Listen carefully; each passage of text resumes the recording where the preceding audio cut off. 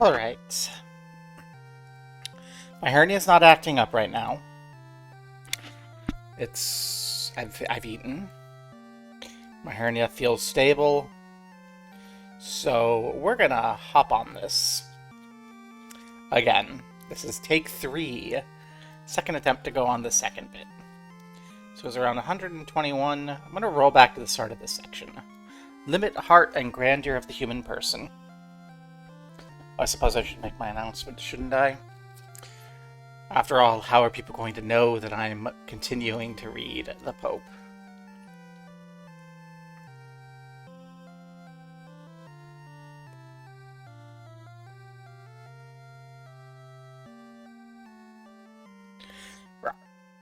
I'm starting earlier than usual, but that's because I don't want to do this another time. I wanted this to be done with on Tuesday, and Hernia said no, and now it's Thursday, so rah.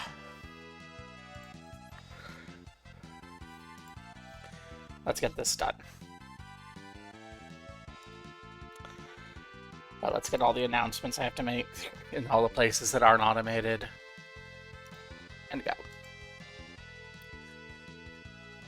Blah blah blah disclaimer. Transsexual, ex-Christian. Blah blah blah blah women's rights. Blah blah blah blah blah blah blah blah blah.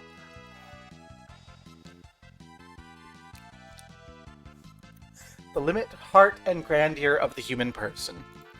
Our relationship with life seems to be in crisis today. Everything that appears as a limit tends to be seen primarily as a defect to be corrected, rather than a reality through which our humanity matures and opens itself to relationship. Yet we must remember humanity flourishes not despite limitations, but often through them.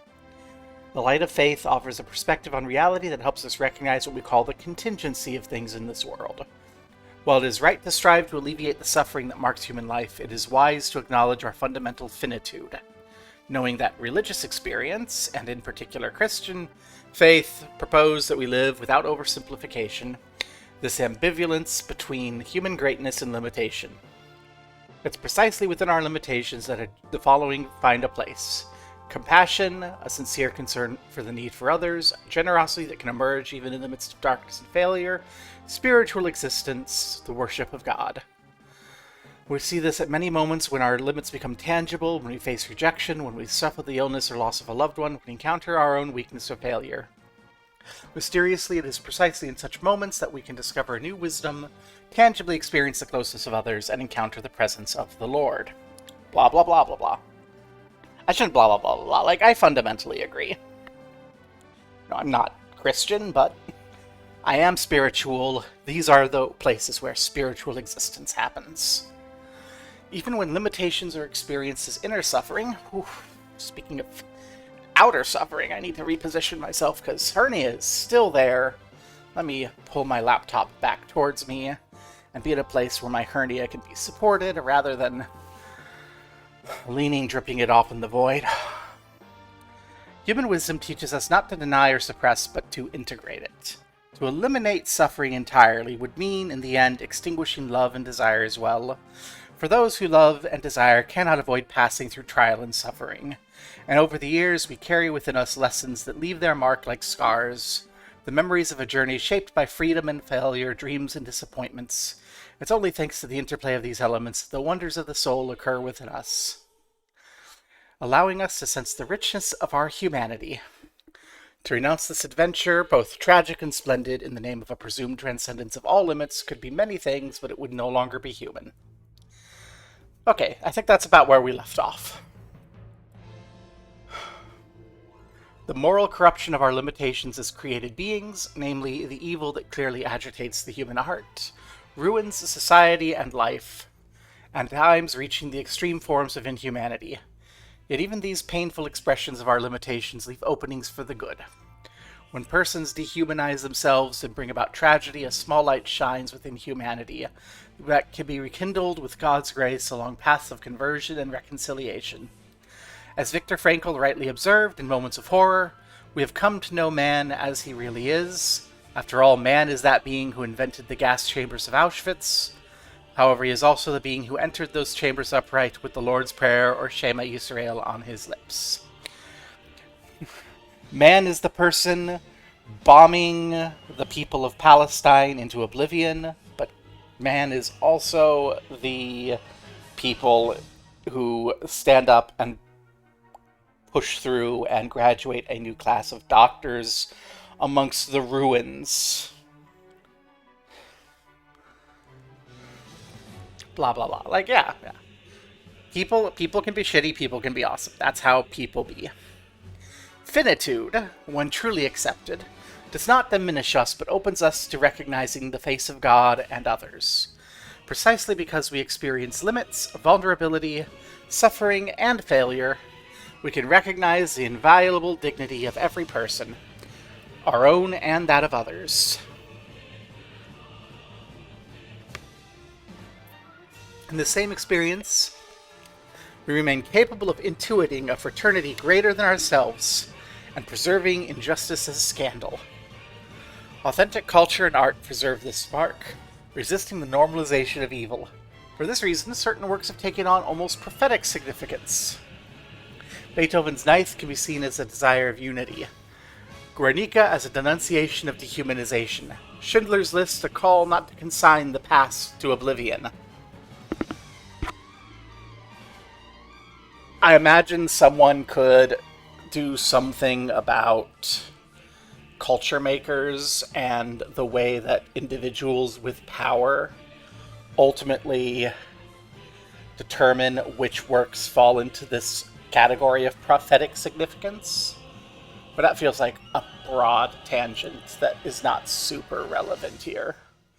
I just think of how often I see a work of art that is not really known or appreciated, that is as affecting, if not more affecting, than the art listed there. Like, well, Trails. The Trails in the Sky 1 is one of the most affecting works of art I've ever seen. But because it's a video game, people discount it. And because it's an extremely long, plotting, ponderous video game, even gamers don't really tend to show curiosity or interest in it, so it doesn't make the lists of the powerful who build culture.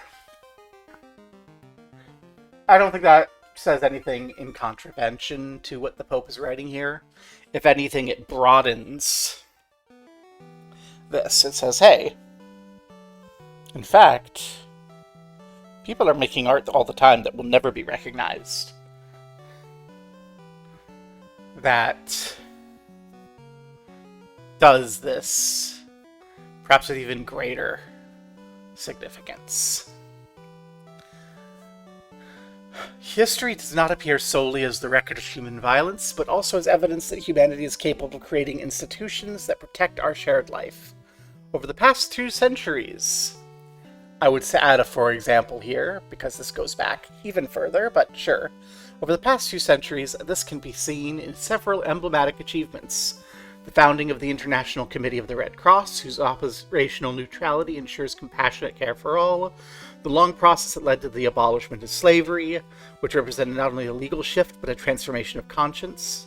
The establishment of the United Nations and the Universal Declaration of Human Rights, which articulated a shared language for affirming, at least as a common ideal, the universality of human dignity. The 1951 Refugee Convention, which recognizes the duty to protect those fleeing persecution and danger. Some additional ones that are not mentioned, I would point to the Compton's cafeteria riots for starting the trend that led at its peak in around 2014 or so to a vast, broad acquisition of rights for transgender individuals. The entire movements pushing from Stonewall onward that led to vast normalization and assimilation of gay men, as well as the potentiality for proper lifestyles for everyone else. I would say every single time that someone goes through and hands out water to the homeless, these are the big, the Pope is dwelling on really big things, but history is not just the big things. You know, the same reason history is not just the action of great men. It's not just the action of great, organizations. I think one of the most, beautiful things I have ever personally seen. Once when I was in university, there was this pastor who was giving a hate speech. He was doing a hate speech about how the university and everyone involved was going to burn in hell because we were not being sufficiently homophobic, basically. And there was a little crowd of people heckling, etc., and it got really cold. And the crowd dissipated because it got really cold, and the guy just kept standing out there because, of course he did. And at that time, I was a member of the Gay Straight Alliance at the university, and the president of our little group looked out there and went, "Is that asshole still out there?" And his boyfriend said, "Goodness gracious, he's gonna freeze to death." And went around, gathered additional scarves from people, bought a couple things of hot cocoa, and put them into a thermos for warmth, and just took them out there. He's like, "This is for you. Here's a thermos of hot cocoa. Here's some extra things. It's way too cold. You're not going to come in, but here." Courtesy of just the community. And that old man never changed his tune. He continued to be a thorn in the side of the Omaha LGBT community until he passed away of old age. But I do know for a fact that he understood what happened and he appreciated it. Because he at one point helped us on a hot day when we were, trying to organize to protect ourselves. And he's just like, "I don't approve of you. You're going to burn in hell, but that doesn't mean you should burn now." And, that's an example of this. I'm not even done with the paragraph, but that's just an example of this. And it is important to remember, the nature of humanity is to do good. Humans are fundamentally good.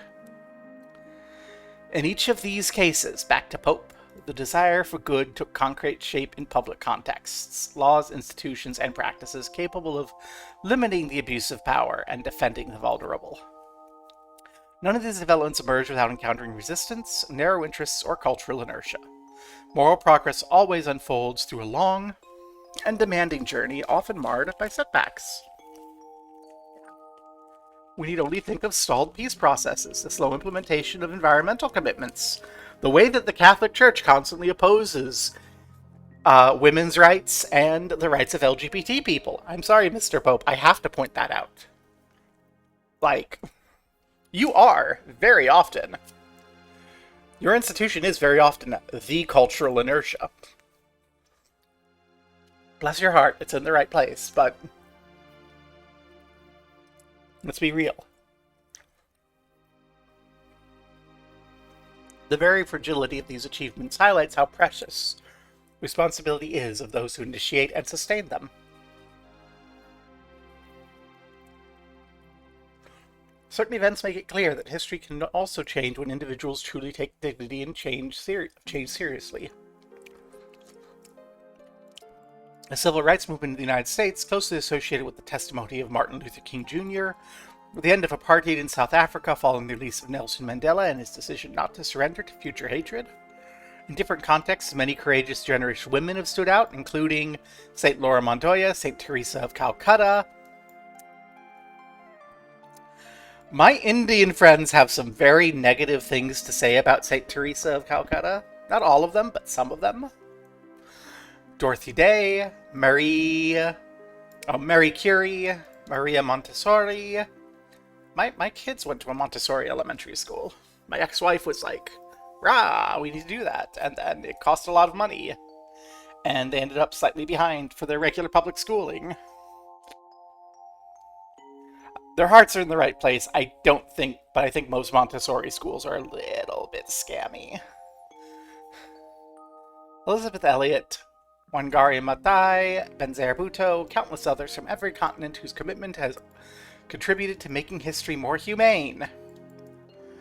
Among these public signs is a more hidden but decisive story. We see it in religious communities that choose to serve in poor, dangerous places. We see it in the martyrs of fraternity and justice, such as St. Maximilian Mary Kolbe, St. Oscar Romero, and Blessed Enrique Angelini. I don't know who any of these people are. I'm not a Catholic. I assume that they are important in Catholic lore. And in witnesses who embody the hope of the gospel and human dignity amidst harsh, inhumane conditions, such as the Venerable Francis Xavier...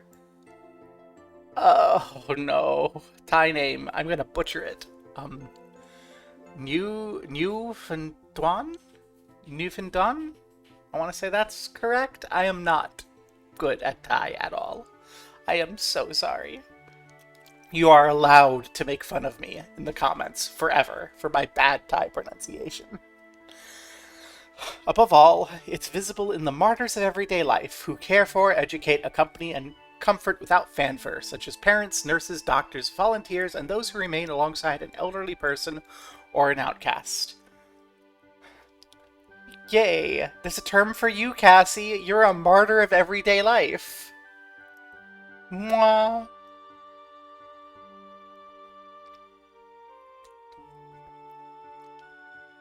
Yay. Their testimony demonstrates goodness does not advance automatically, but requires the perseverance, memory, and interior conversion necessary to begin anew, even after defeat. In this intertwining of just institutions, credible witnesses, and daily fidelity that sustains hope and provides clear direction for technological progress, without allowing the heart to regress. For this reason, humanity, in all its grandeur and woundedness, must never be replaced or surpassed. We can embrace technological progress that alleviates suffering and unlock new possibilities, provided we do not abandon the very essence of our humanity, namely the capacity for relationships and love. This leads to a crucial question. If an authentic, more than human exists, where is it to be found? The Christian faith answers this question by pointing to a fulfillment that does not rise from technological divinization, but through God's grace in Christ. Have I ever... So, this is actually an explicit statement of what we'll call sometimes the poison at the heart of Christianity. The reason I'm not Christian.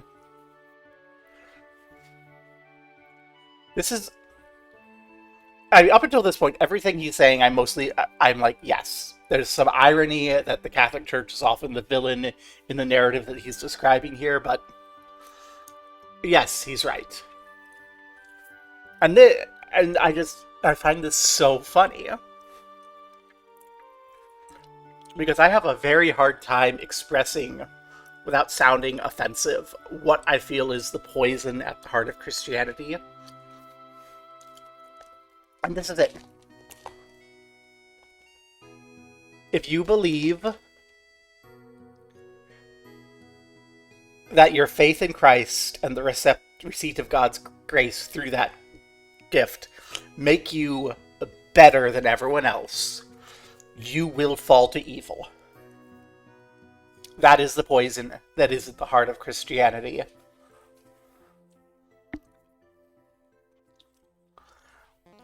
Not the point of this article at all, but thank you very much, Pope Leo XIV, for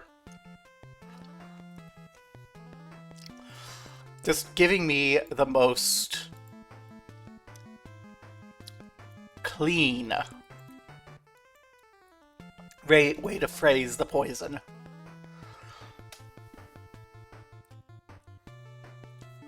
The authentic, more than human, grace and Christian humanism. Ruh-roh, we're going to talk about the poison. I need to stop munching on these delicious gummy bears. They are authentic gummy bears, which means they're like 100 calories a piece. They're so good, though. They're like flavored with fruit juices.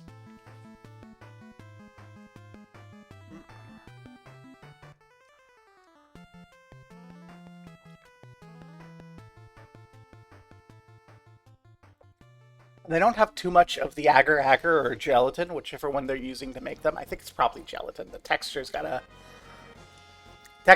that bone vibe. Yeah. The expression more than human is not an exclusive domain of technological promise.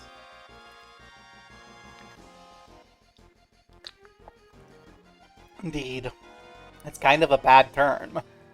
It implies there's some sort of hierarchy to the world, with humanity, like, very near the top, and the ability to go beyond it, and I'm just like, how can you ever look at a cluster of ravens, or,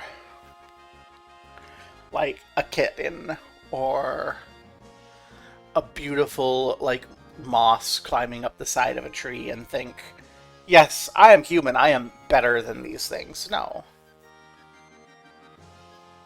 It's not like better, it's not like separate or evil, it's like just different flavors, different functions, different manifestations of the same beautiful universal divinity. I have a feeling I'm going to start getting annoyed at this portion. The expression more than human is not the exclusive domain of technological promise. For centuries, the Christian tradition has maintained human beings are not confined by the boundaries of their nature, but are called to self-transcendence, not through an escape from reality or contempt for limitations, but through fulfillment in life. Faith recognizes an openness towards the beyond, which originates as a gift from God. This transformation is a work of the Holy Spirit. As St. Thomas Aquinas taught, this process of elevation and transformation surpasses every capability of created nature, for an infinite disparity separates our finite nature from the life of God. Nonetheless, it remains possible to enter into the heart of that inexhaustible life, even as we journey through the limitations of the world. The one who makes this passage possible can only be the Eternal One who gives of himself. Indeed, it is God himself who overcomes the infinite disproportion. To him, a recreation of human person happens. If anyone is in Christ, there's a new creation, everything old has passed away, see, everything has become new. When we embrace the possibility of transcending ourselves through God's grace, we do not deny our nature, nor do we become less human. On the contrary, as Pope Francis explained, we become fully human when we become more than human. When we let God take us beyond ourselves to attain the fullest truth of our being. I mean, I think this entire thing is building on a priori restricting human nature to be an internal selfish thing, when I think everyone knows we are our most human when we are alongside one another, depending on one another, assisting one another, transcending, so to speak, ourselves. I don't think that transcends human nature. I think that just is human nature. This is a little fairy tale.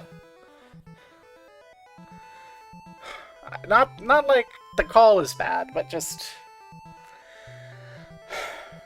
there's that desire, I think, that a lot of people have to feel special.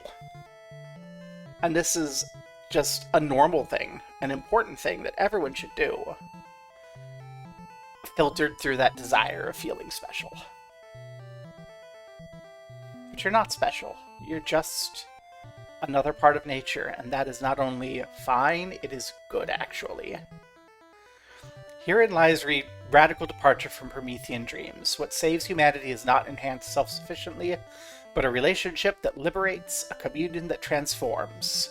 In this light, technology that merely classifies and optimizes what already exists can, however unintentionally, become an obstacle to change and growth. For an algorithm, an error is a flaw to be created. For a person, an error can be a catalyst for profound change. A person's future is not calculable, but depends on freedom and on relationships cultivated.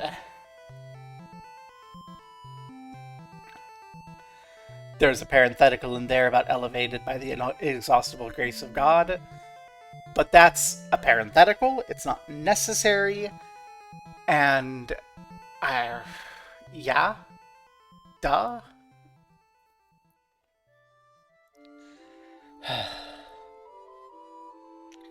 How long is this? We're still in this chapter. Okay. Christian humanism does not reject science or technology, but embraces them with gratitude and realism. and grounds them within a higher vocation. The creative intelligence of humanity is a gift that can alleviate suffering and open up new possibilities, but it must remain ordered toward the common good, justice, the care of the vulnerable, and creation. In this sense, the true alternative is not between enthusiasm and fear, but between two paths of development, a progress that serves individuals or a progress that subjects them to the mentality of power. Ultimately, the key question remains one posed by St. John Paul II. Does AI make human life on Earth more human in every aspect of that life?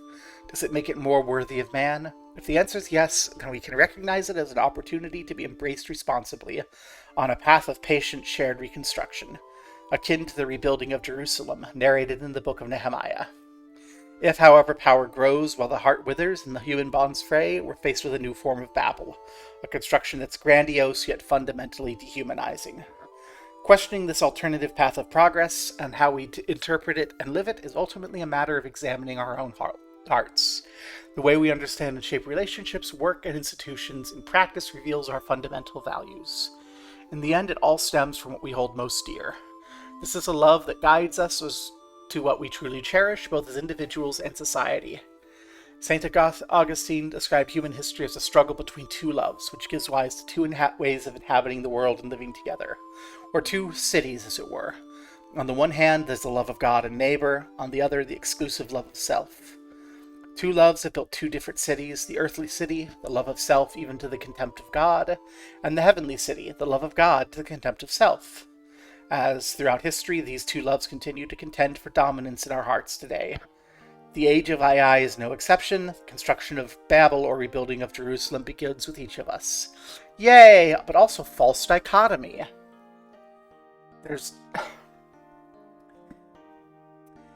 If God made the world, and you are part of the world, then loving God has, as a consequence, loving God's creation, which has, as a consequence, loving yourself. Like, you can certainly love yourself to the extent of contempt of God, which you should not do, but loving God at the expense of yourself is also not loving God, because God made you, so of course you are part of that thing that should be loved. This is a false dichotomy. Otherwise, again, most of this, yes. Turns out when you speak truth, you speak truth. Even if sometimes that truth gets peppered in with some of, like, the weird lies that are the basis of your organizational and material power. The truth outs.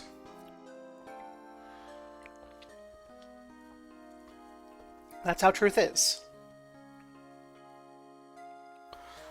Chapter 4. Safeguarding Humanity at a Time of Transformation. Truth, Work, and Freedom. Having outlined the context in which the challenge of technological transformation is situated, especially those linked to AI and transhumanist and post-humanist currents, we cannot remain at the level of general analysis alone. When languages and tools change, so do everyday actions and social relationships. For this reason, we must focus on certain areas in which these transformations have particularly concrete, and at times tragic, consequences.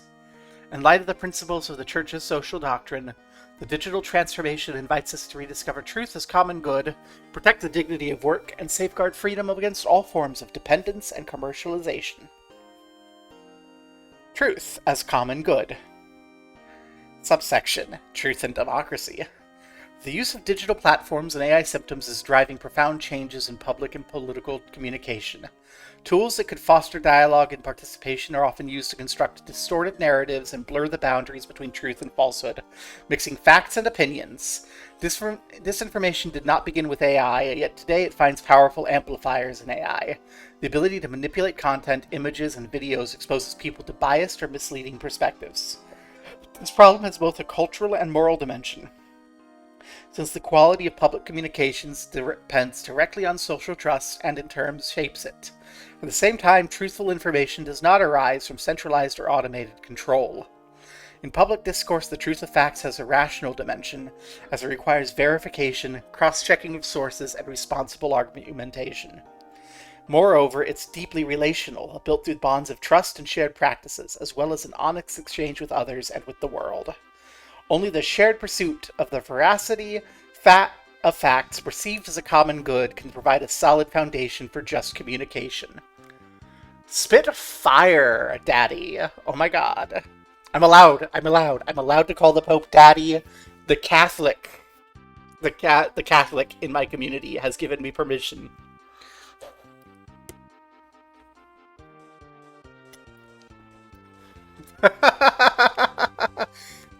Yay! My girlfriend is streaking. 60 streams. Mwah. But yeah. I think we've gotten to the part where the Pope starts getting mean. You came back. You came back to the Pope starting to spit firehawk.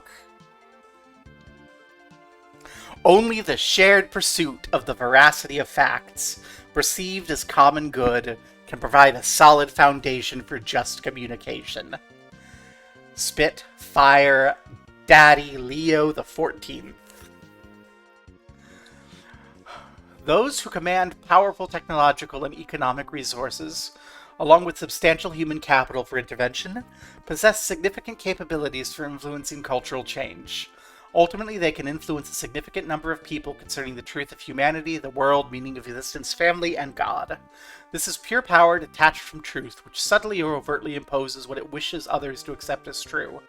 At its root lies a deeper and often unrecognized sickness. The fact that modern man is wrongly convinced he is the sole author of himself, life, and society. This is a presumption that follows from being selfishly closed in upon himself. Aside, I know that the Pope is going to think that transgender people are part of this, but it's important always to remember that transition is foundationally about relationships between yourself and others. Manhood and womanhood are defined by purpose of interaction. And at its most fundamental level, stripped away from the technological apparatus that makes transition easier and less painful now than it was 100 years ago, 200 years ago, all the way back to even the era of the Scythians, when we know that there were trans people.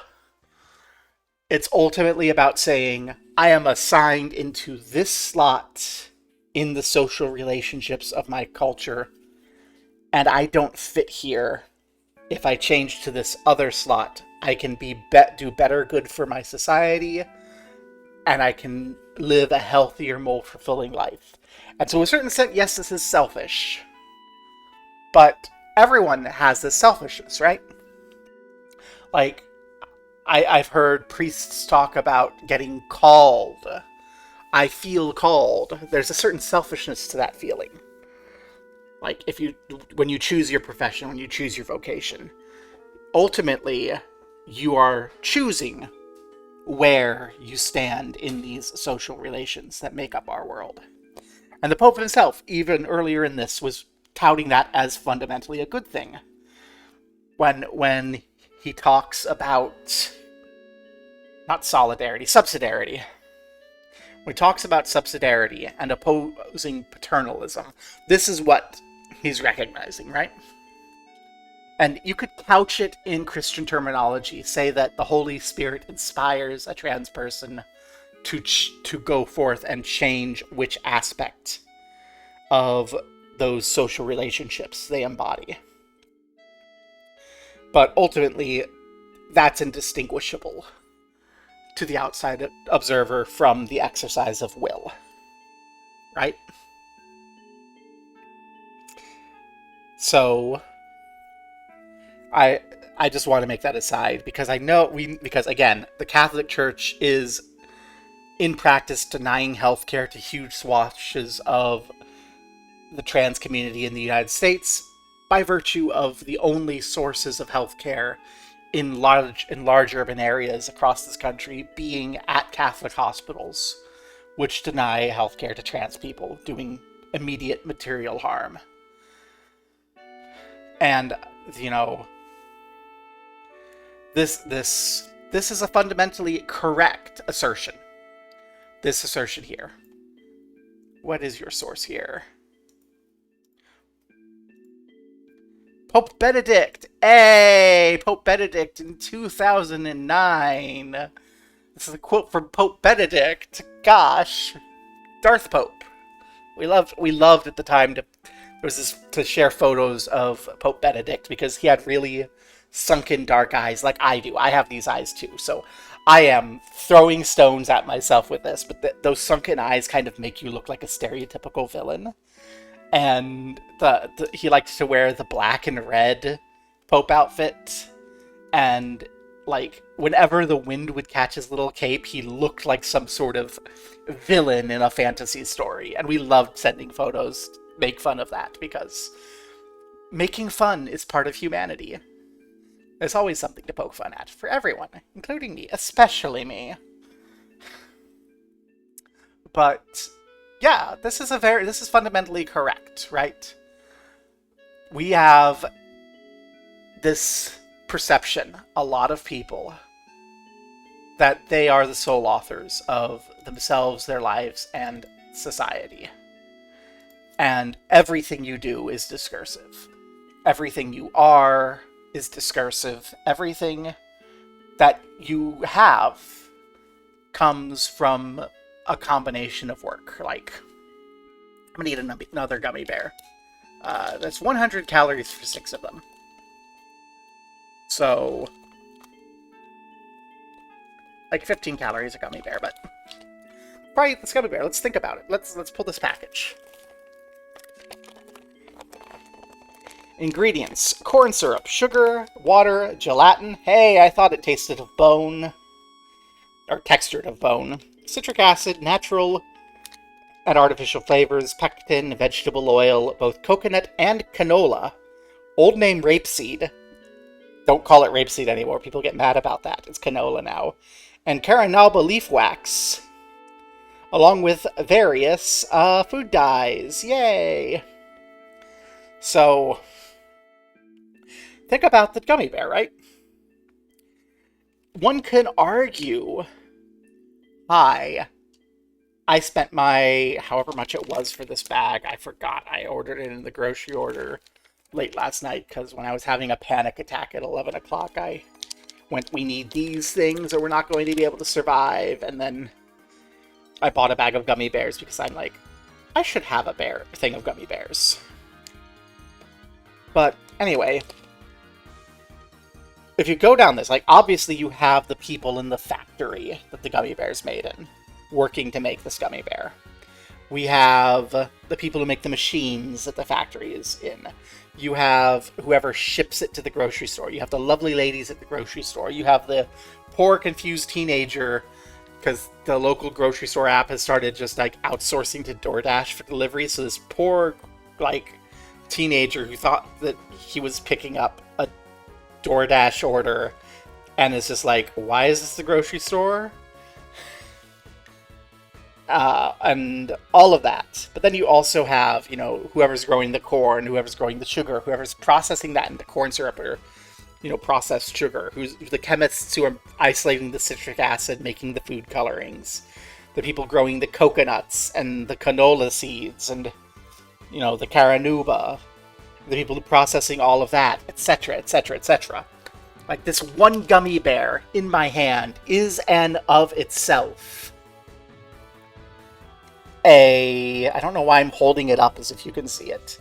This little orange gummy bear is itself a discursive product of the actions of hundreds, if not thousands, of people.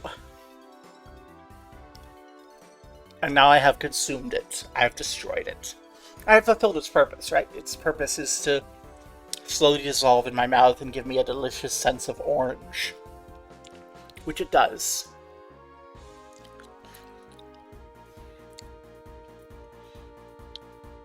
Of course, Marx calls this calls this commodity fetishism, like the reduction of human experience and human interaction into things, commodities that can be bought and sold and traded.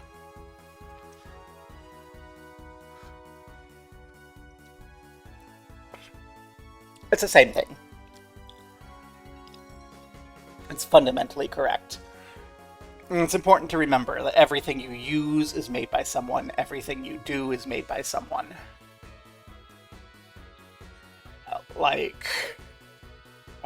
The other day I was watching Seika stream while I was in bed with Hernia, and Seika was playing FF14 and got struck by one of the masking layers on the ground textures, and was like, spiky ground.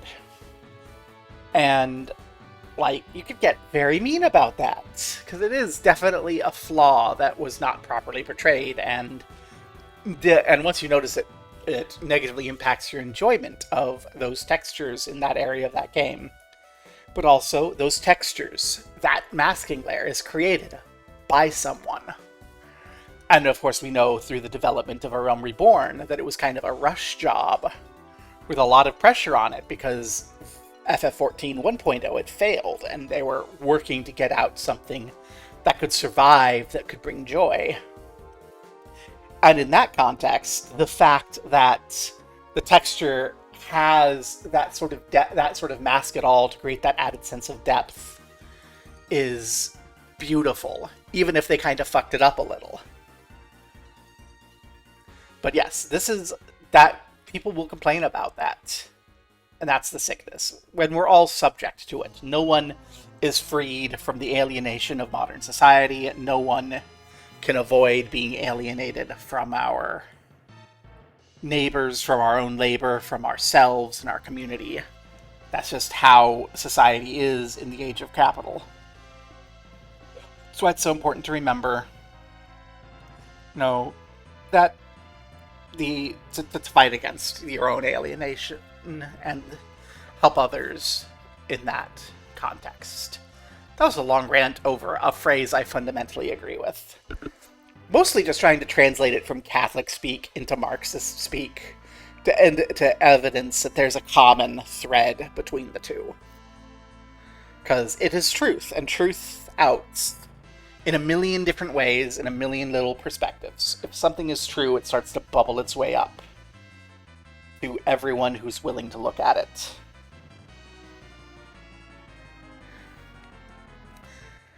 Consequently, people believe that they can construct reality, and whatever best suits their claims corresponds to what is true. John Paul II reflected on the consequences of this crisis of truth, going so far as to state that once the idea of universal truth about good, knowable by reason, is lost, inevitably the notion of conscience also changes. In such a context, universally valid truths which precede us and which conscience must accept are no longer recognized. This led Pope Francis to ask with realism, what is law without conviction, born of age-old reflection and great wisdom, that each human being is sacred and viable?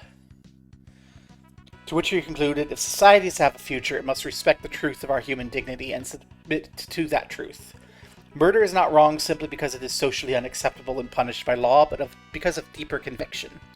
This is a non-negotiable truth attained by the use of reason and accepted in conscience. A society is noble and decent, not least for its support and the pursuit of its truth, but its adherence to the most basic of truths. The search for truth is an essential element of democracy, which is itself a means of contributing to the common good. When questions about what is true lose their appeal, and a pragmatism takes hold that is content with what appears useful or effective, democratic life is weakened. After all, democracy does not consist of rules and procedures alone, but above all of a solid concordance with facts and a genuine commitment to the good of individuals and society as a whole. Indifference to the truth leads, slowly but surely, to a descent into totalitarianism.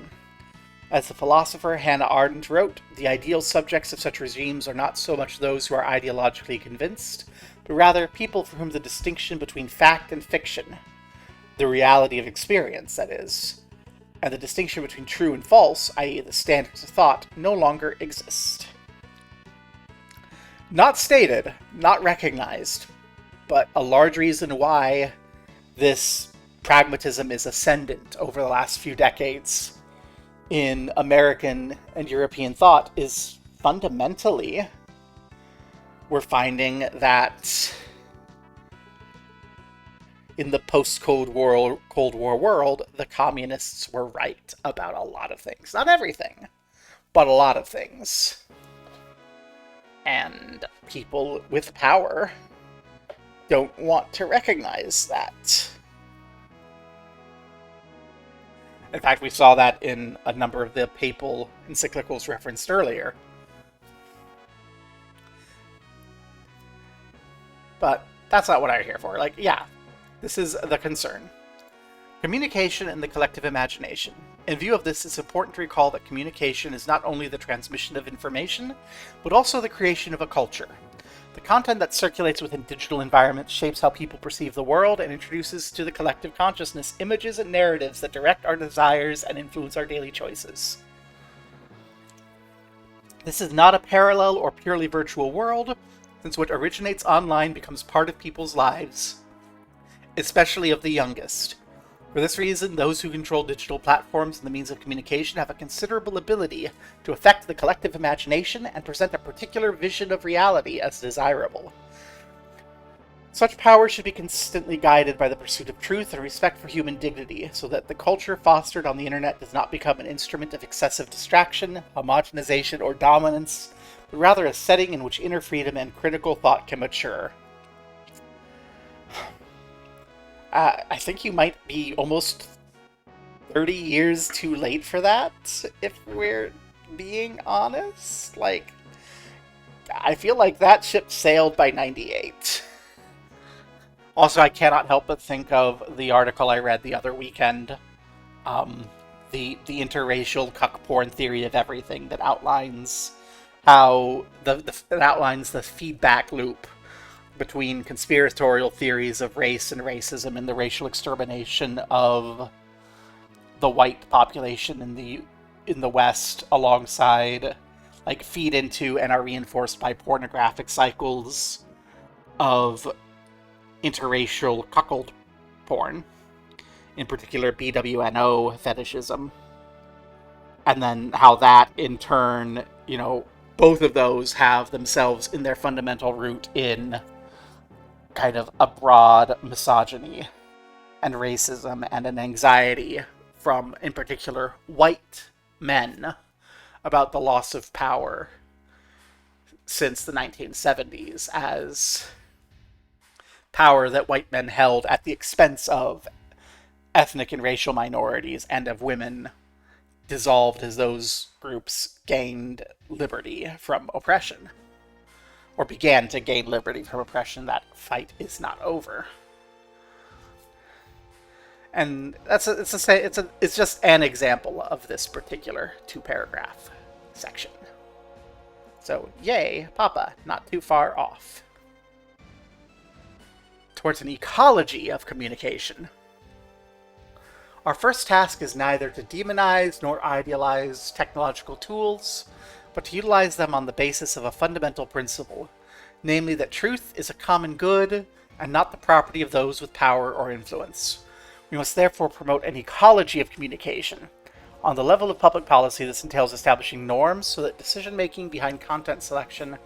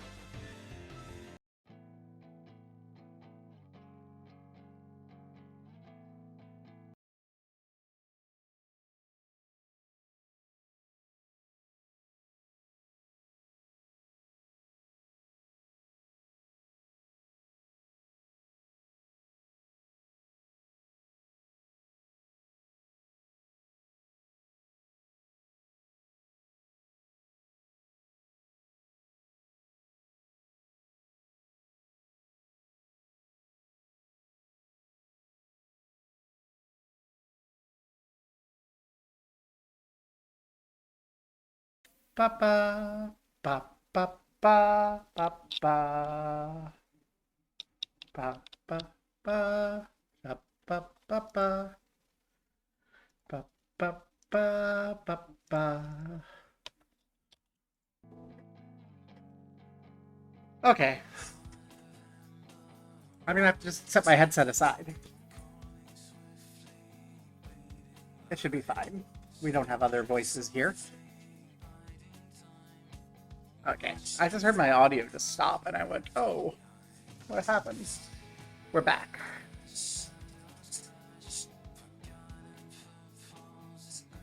Regarding social and cultural aspects, this requires a strengthening of intermediary organizations, serious journalism, and forums for debate, where reasoned argumentation and verification carry greater weight than immediate reaction. Families and schools, there's a growing need for new educational awareness and formation concerning the proper and critical use of digital tools, AI, and online commercial and financial platforms. In universities, the principal challenge lies in the integration of knowledge, cultivating both the capacity to connect and synthesis of knowledge in order to grasp complexity and the skills necessary to verify facts. Christian communities, too, are called to commit themselves to transparency and communication and to the honest pursuit of fact. Sadly, this has not always been the case. We've witnessed with shame the emergence of painful truths concerning even members of the church and ecclesial realities. In particular, some journalists, driven by a passion for truth, have played a critical role in bringing injustices and abuses to light. To them, I wish to repeat the words Pope Francis used when speaking to journalists. I also thank you for what you tell us about what goes wrong in the church, for helping us not to sweep it under the carpet, and for the voice you've given into the victims of abuse. Yet vigilance and transparency remain first and foremost a grave responsibility for the church herself, and we must not wait for others to compel us to confront uncomfortable truths about ourselves. Yay! Now stop empowering the instrumentalization of women and stop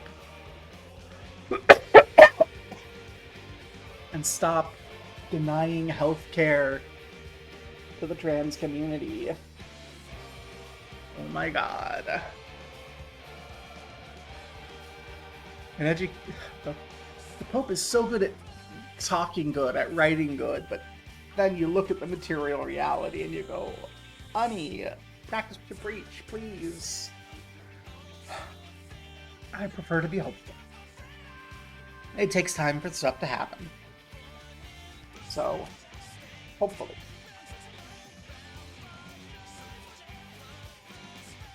Hopefully we'll see benefits, changes in the next bit. Hopefully. I'll be patient, but I won't hold my breath. An educational alliance for the digital age. In an era where truth is distorted to serve particular interests and communication strategies, the field of education assumes decisive importance. Yet rapid technological transformations reveal just how unprepared we are on the educational level. The pervasiveness of digital media fosters a culture of immediacy and hyper-stimulation, which gives rise to fatigue, boredom, and apathy concerning the effort required in seeking the truth. Education, by contrast, is a long journey requiring patience, and therefore needs time for development and for engagement with reality beyond appearances. This is a fundamental issue because technology shapes those who use it. Educating people about the use of AI and then involves teaching them to decide when and for what purposes it ought not to be used. Answer is relatively simple. When? Never use it. For what purpose? For no purposes. That is a vast oversimplification, but if you're a high school student, that's your baseline. The situations when the tools that we call AI are actually useful and appropriate are extremely niche. Extremely niche. You will almost never have a practicable use for AI. For the technologies currently being called by AI. Now, old technologies that used to be called AI, possibly, but even those were niche. The speed and ease in which answers or summaries can be obtained risk extinguishing the desire to ask questions, which is a process that bears fruit only over time. As Plato wrote, the deepest and most important things are learned only after much time and effort. by engaging in discussion with others, striking upon ideas and experiences together like flint, till the spark of understanding is kindled within us. We must learn then how to exercise restraint in the use of AI and protect our young people from the promise of the perfect machine, from that subtle temptation which renders human thought seemingly superfluous precisely when it is most needed. In recent years, psychological and psychiatric literature have documented with growing insistence how early and unsupervised exposure to digital devices and social media could negatively impact sleep, attention span, control of emotions, and relationships, especially during the most vulnerable stages of life, at times with tragic consequences. This is further aggravated by easy access to violent or degrading content that offends sensibility, to pornographic and hypersexualized material, to messages that trivialize the body and emotions, and to proposals that normalize risky behavior. Online phenomenon such as grooming, blackmail, and sexual exploitation of minors are not uncommon, and are made more insidious by the use of fake profiles, algorithms that facilitate dangerous contact, and AI tools capable of manipulating images and videos. Having a personal mobile device at too early an age, and using it without adult supervision, can exacerbate young people's vulnerabilities, foster addiction, and expose them to isolation, bullying, and cyberbullying, as well as pressures to share intimate images or sensitive information. God damn. Another paragraph that ties immediately back to the last thing I read before this that wasn't a tabletop book. Chat, it really do be the interracial cuck porn theory of everything. It is difficult for parents by themselves to resist the influence of business models that monetize attention and time. Therefore, it's essential to form an alliance among policymakers, educational institutions, and families that is capable of concretely supporting adults in this task. Far-sighted public policies are needed to oppose the immediate interests of platforms, concentrated in a few hands, when they conflict with the well-being of minors. In this regard, interventions by legislators are appropriate for setting age limits, holding service providers accountable rather than shifting the whole burden of control on families, and for providing specific protections against all form of online sexual exploitation and violence. This is where he's losing me, because again, I'm a queer kid, or queer adult, which means I was a queer kid. And there's a lot of queer kids who do not have access to a community that doesn't want to destroy them. And I know that he's going to point to, the queer community and LGBT existence as risky behavior, because that's a thing that the church has done since I was a kid. And queer communities and the support of queer communities online as encouraging that behavior. But the reality is these become the outlet that gives you a lifeline to sanity. And without it, we see what happens without it. We see what happens, and it is dead children is what we see. So,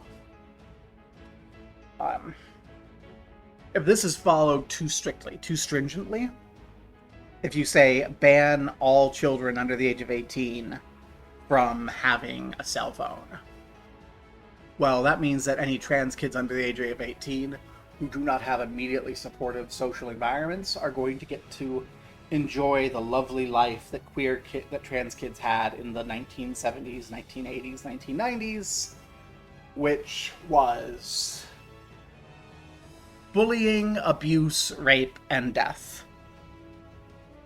To not put too fine of a point on it. Because ultimately you cannot help but embody in some location your queerness. And these online communities can become a valve where someone who is not able to safely be queer in their local community at the age of 13 or 14 can go online, be who they are in chat rooms or video games, and then put on the straight suit, so to speak, for their day-to-day lives. So this proposal I am a little concerned about. Number one, it dehumanizes children and adolescents, which are still humans. Like, thus can children and adolescents entrusted to our care be genuinely protected as a precious treasure. Children and adolescents are not treasures. Children and adolescents are humans who lack the experience and some development of adults, but that doesn't stop them from being fundamentally human. And this is a dehumanizing statement right here, in my opinion. At the same time, it's also necessary to teach children, adolescents, young people how to recognize manipulation, defend their dignity, and respect others in digital environments. This is important, yes. So let's see. This is dangerous. This is dehumanizing. This is vital. Now, it's dangerous to create legal interventions restricting youth from accessing certain technologies. Especially when, part of the importance of youth and adolescence is taking part in the world and learning how to exist in the world in the safety of failure. And as these situations are more and more going to be integrated into adulthood, youth need to be able to be there and experience them. And this ultimately means parents, any other parents listening to this, I'm going to share something I did as a kid. Not when I was a kid, but when my kids were younger. When I was younger, and my kids were younger. Their age is the important thing. When they were like 10 or so, I just let them pick what they wanted to watch on Netflix. And if they wanted to watch something inappropriate, I let them. And then I sat down and I watched it with them. And we talked about what happened. So this is the way in which my children watched the Netflix remake of Devilman Crybaby way before they should have. And if you don't know, Devilman Crybaby includes drug use, graphic sexual content, violence, rape, dismemberment, cannibalism, all that horribleness. And I'm like, this is not going to be appropriate for you. You're not going to like this. And they're like, it looks so cute. And then they watched. And the first couple episodes were kind of, oh, that's cute. And what's this? That's weird. And we have that little chit chat. And then the horrible happens. And what I find very interesting is my kids were like, we need to finish this. I need to know how this happens. And like, my youngest was convinced that there had to be a happy ending, that the bad that he was seeing going on in the background of that story had to eventually manifest in a happy ending. And spoilers for the end of Devilman Crybaby, everyone dies. Everyone. The entire universe. There is not a happy ending. It is one of the bleakest, most despairing things. And as we're sitting there, at the end of it, I just ask, what do you think the artist is intending with this? Because I brought it back. This is something written by a person for a purpose.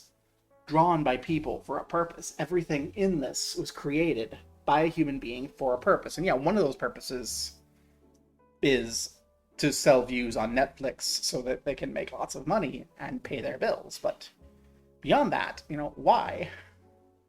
Why choose to show something bleak that has all of the worst aspects of humanity?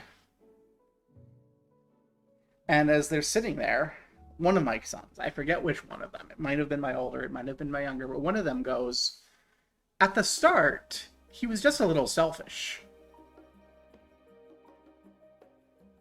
And the other one goes, yeah, and then that selfishness grew and hurt everyone. And they were only like 10 or so, but, by just kind of saying, yeah, sit with this. What did you actually see? What do you think they're trying to say? Why did they make these decisions? Reminding them that these are purposeful decisions people made, led to the kids coming of their own volition, of their own accord at, 10 years old. That what they watched had to have been a morality tale about the dangers of being excessively selfish and not caring about other people and only caring about yourself. Now, I haven't seen this in ages, so I can't say if that's still valid, but that's what the 10-year-olds thought watching it. And I'm saying this as an example. Your kids, you won't be able to do this. In addition to being dangerous, this is impossible. Your kids will get hold of technology. They will get hold of internet access. They will make those connections. They will be exposed to things you don't want them to know. And the only way that you will be able to teach them, to help them avoid the manipulation, to defend their dignity, to respect others, and to not be harmed by what they see, is to go with them. And in addition, when you go with your kids into that sort of environment, you teach them that they can come to you. And then when they go on their own, if something happens and it's not good, and it's discomforting, and they are concerned, you've established yourself as someone safe who they can come back to and talk to. If you try to carry on too much control, too much domination, too much paternalism, to point and reference back to the Pope's previous comments in subsidiarity.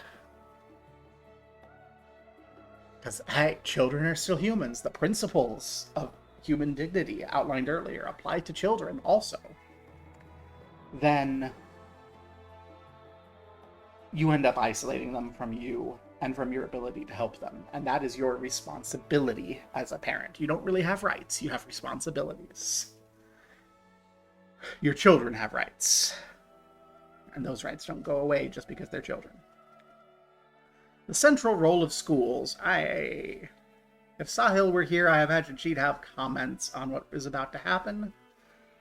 I'm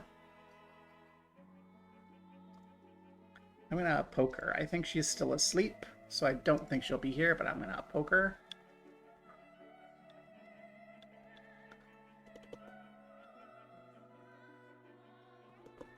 Start section. The central role of schools.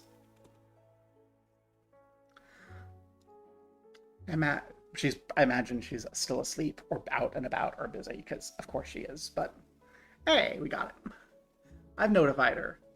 I've tried, therefore no one may criticize me. To quote the great and eminently criticizable Riska Circuit.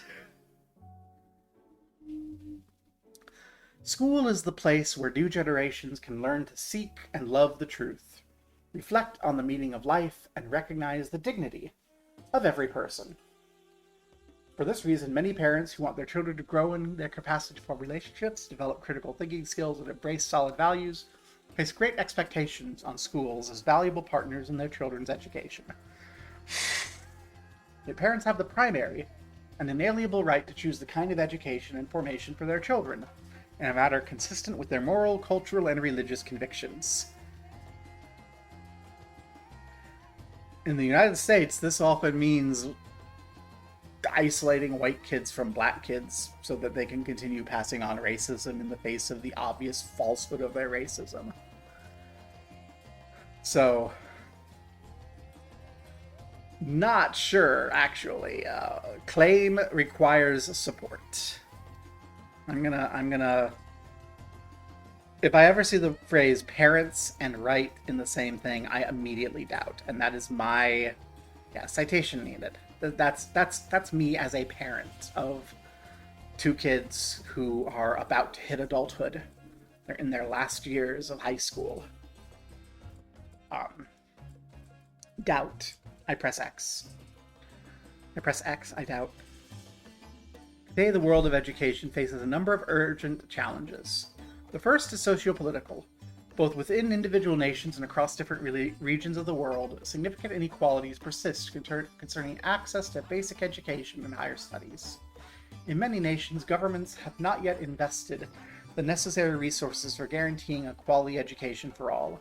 whether by adequately supporting the public school system or by assisting private institutions that offer this essential service.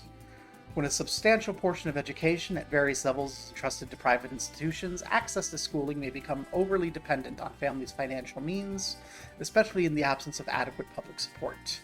In the face of this risk, it's nevertheless important to acknowledge and encourage the contribution of the many private Catholic educational institutions. Is it? Is it? Is it? Is it really?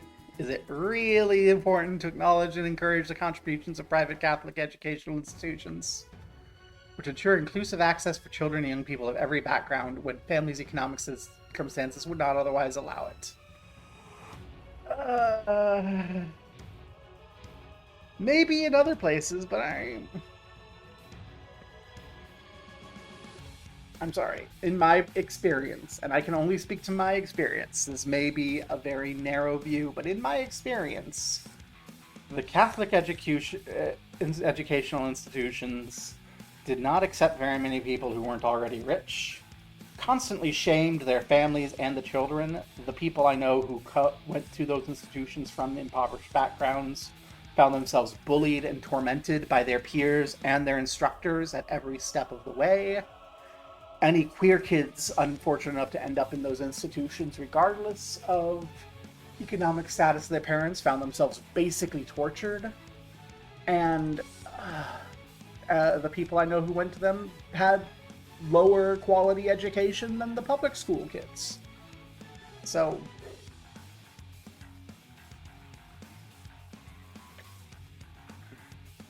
citation needed. The second major challenge is pedagogical. Many educational systems struggle to keep pace with change and support the integral development of students.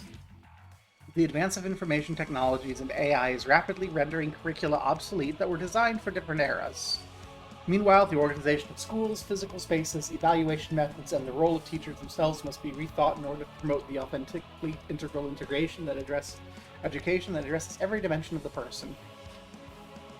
It's necessary to support the ongoing formation of teachers through their professional lives so they can engage positively with new technologies, helping students use them responsibly, critically, and creatively rather than passively succumbing to their influence. Yeah, sure, but also I feel like this is underemphasizing the fact that there's an extreme shortage of teachers. Classrooms tend to work best when there's like 10 students per teacher, and most places now have like 30 students per teacher. You need more teachers. You need to build curricula in a common area that gets passed to the teachers with the appropriate frameworks. And all that seems to be like stodged. I don't know. I'm not a teacher. I can only speculate based on what I'm told by teachers. So, and by my children, but yes. So first, sociopolitical. Yeah, we have problems. Second, pedagogical. Yeah, we got problems. But in each case, I feel like there's a failure to fully engage with the actual material difficulties that are occurring. Third challenge, intellectual, concerns knowledge. Without careful attention, an educational system lacking in a love for truth may emerge, in which the incessant flow of information replaces the essential exercise of research, reflection, and discernment. As knowledge becomes increasingly fragmented, it becomes difficult to grasp reality as a whole, to ask profound questions about meaning, and develop authentic, critical, and creative thought. Many educators already report signs of dehumanization, where people may know many things but struggle to find direction in their lives, partly due to an inability to connect information with deeper knowledge or maintain a sense of purpose. A genuinely healthy attitude is needed, requiring rhythms that incorporate silence, in-depth study, reading, and judicious analysis, for without those elements, inner freedom may be compromised. Yeah, I'll buy it. The Church's social doctrine invites families, schools, communities, and public institutions to form renewed educational alliances. This takes shape when fundamental principles are translated into educational goals, including teaching students a sense of moderation limits. I'm sorry, I'm just like, this entire area is just like, yeah, but, like, this feels like This entire area feels like it's deeply under researched, deeply under considered, and kind of slapped on. Like, there are a lot of problems with education that are really deep. And I can see why, because this isn't the point of the encyclical, and it's very high level, just as an example of somewhere where AI is destructive and actually addressing the problems with schooling and education involves delving into local communities and involves delving into the fact that there just are not enough teachers, delving into the fact that everything about our economy is demanding maximum productivity if you want to have a chance of even surviving. And that runs counter to the establishment of teachers. It runs counter to all of the things pointed to earlier about time for quiet and analysis in education. And but yeah, let's grant him on the ground, right? Schools are not called to follow the pace of the digital world, but to offer that which the digital sphere itself cannot provide: a shared time for learning and developing trustworthy relationships. Yes. In particular, I am generally of the point of view that schools should de-tech. I've been looking at how the schools my kids go to use tech, and the way tech gets used in schools that my teacher friends see things on, and so on and so forth. And as I look through it all, I just kind of go, I'm not convinced. I'm not convinced that the tech has actually provided benefit. It seems like it's causing problems, and part of that's also resources are not distributed properly. The charter school thing is a cop-out that has drained resources away from public schools into the hands of private investors. It's prevented us from actually addressing baseline education across the country.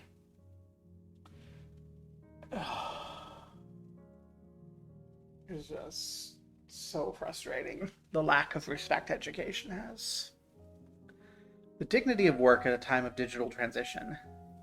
Yay! Value of work. Since the emergence of their social doctrine, beginning with the Rerum Novarum, the Church has emphasized the protection of workers and the need to combat all forms of exploitation.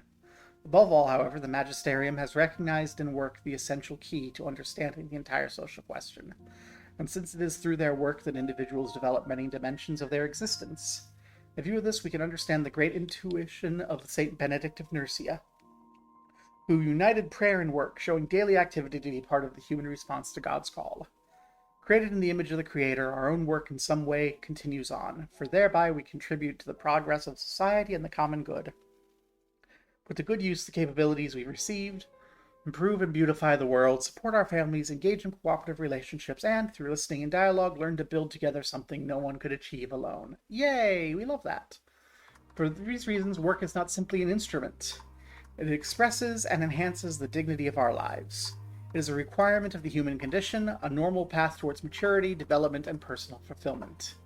In this regard, financial assistance to the poor may at times be necessary in emergencies, but it cannot become the sole response, since the goal is to enable each person to live with dignity through his or her own work.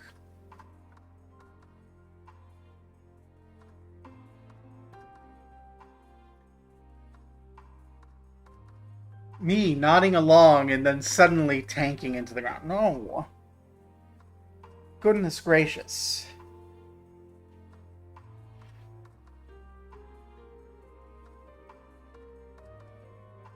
This is pretty standard, right? This isn't super. This is very, like, fundamentally Christian, but just, like, here, suddenly.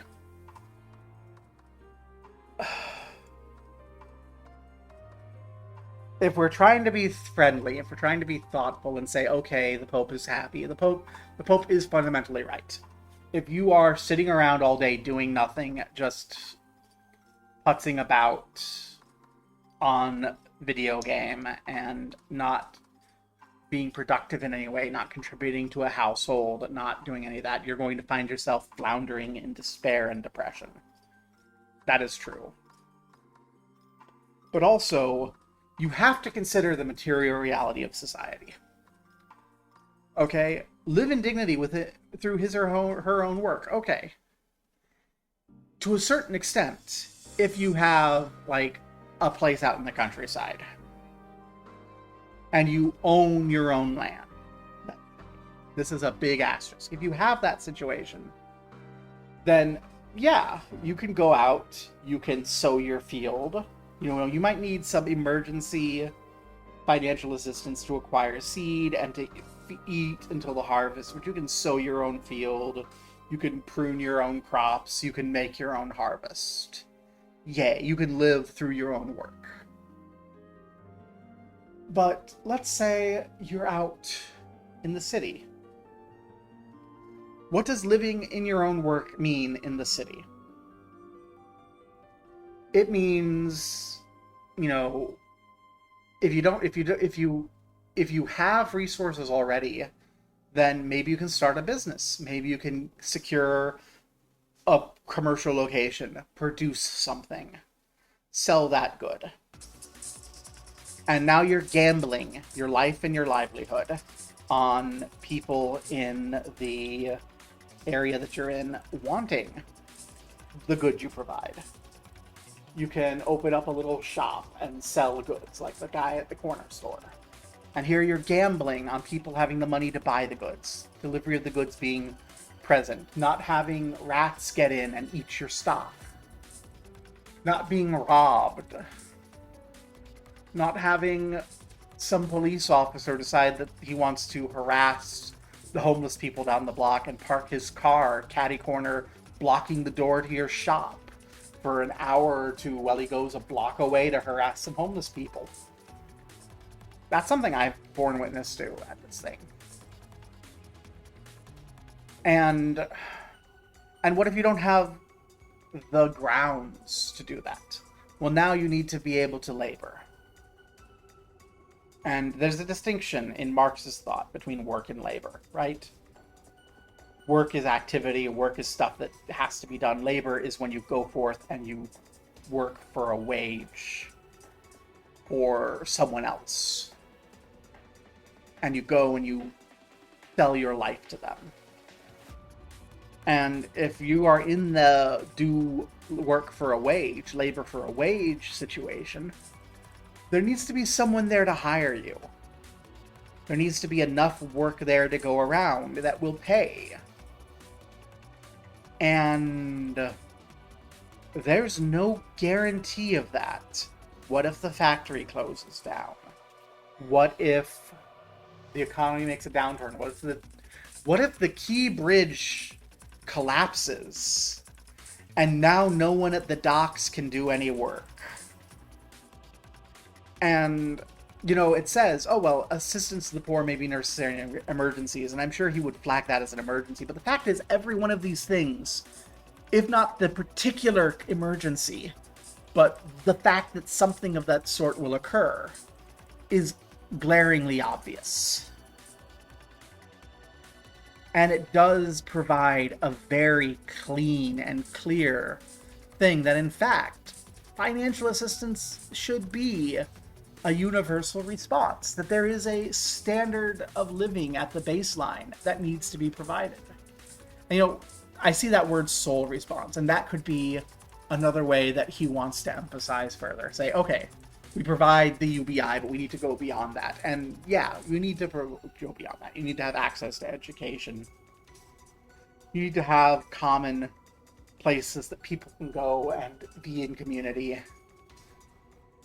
You need to have, you know, you need to have jobs be centrally located so that someone can go, oh yeah, there's work over here that can be done.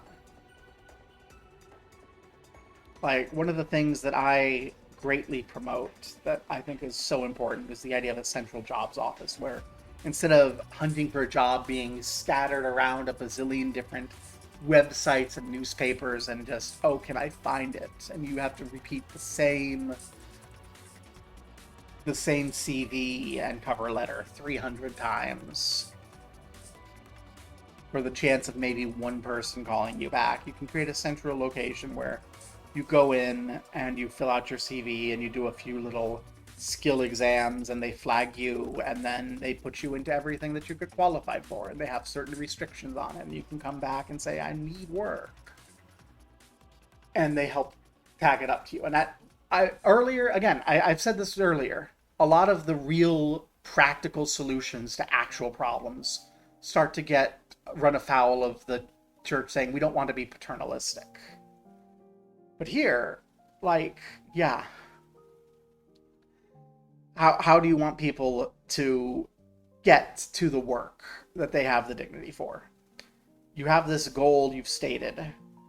How do you get there? Oh, we can't be just giving the poor money. I heard that my entire life. Oh, we can't just give them money all the time because then they won't want to work. And the only people I've ever seen who take money given to them and then never work are single mothers. And pro tip, they're working. They're raising their children. They're maintaining the household. They're doing work that is important. But they still get demeaned, stripped of dignity, because they're taking financial assistance, because they're not working 3 jobs and abandoning their children.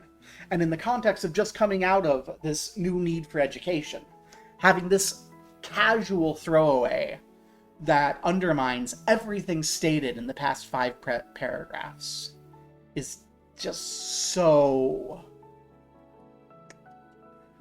Daddy, no! Daddy, no!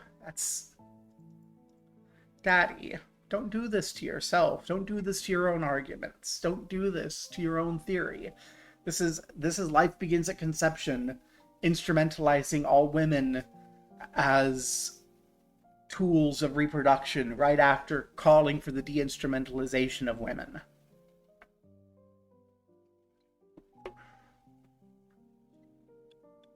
Today, the convergence of automation, robotics, and AI is rapidly transforming the very structure of work. It said this will bring improvements for everyone. In reality, however, the new ways of working are not better. For while AI promises to boost productivity by taking over mundane tasks, it frequently forces workers to adapt to the speed and demands of machines, rather than machines being designed to support those who work.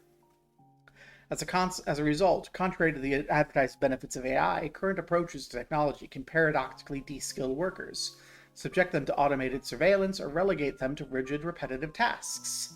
The need to keep up with the pace of technology can erode workers' sense of agency and stifle the innovative abilities they're expected to bring to their work.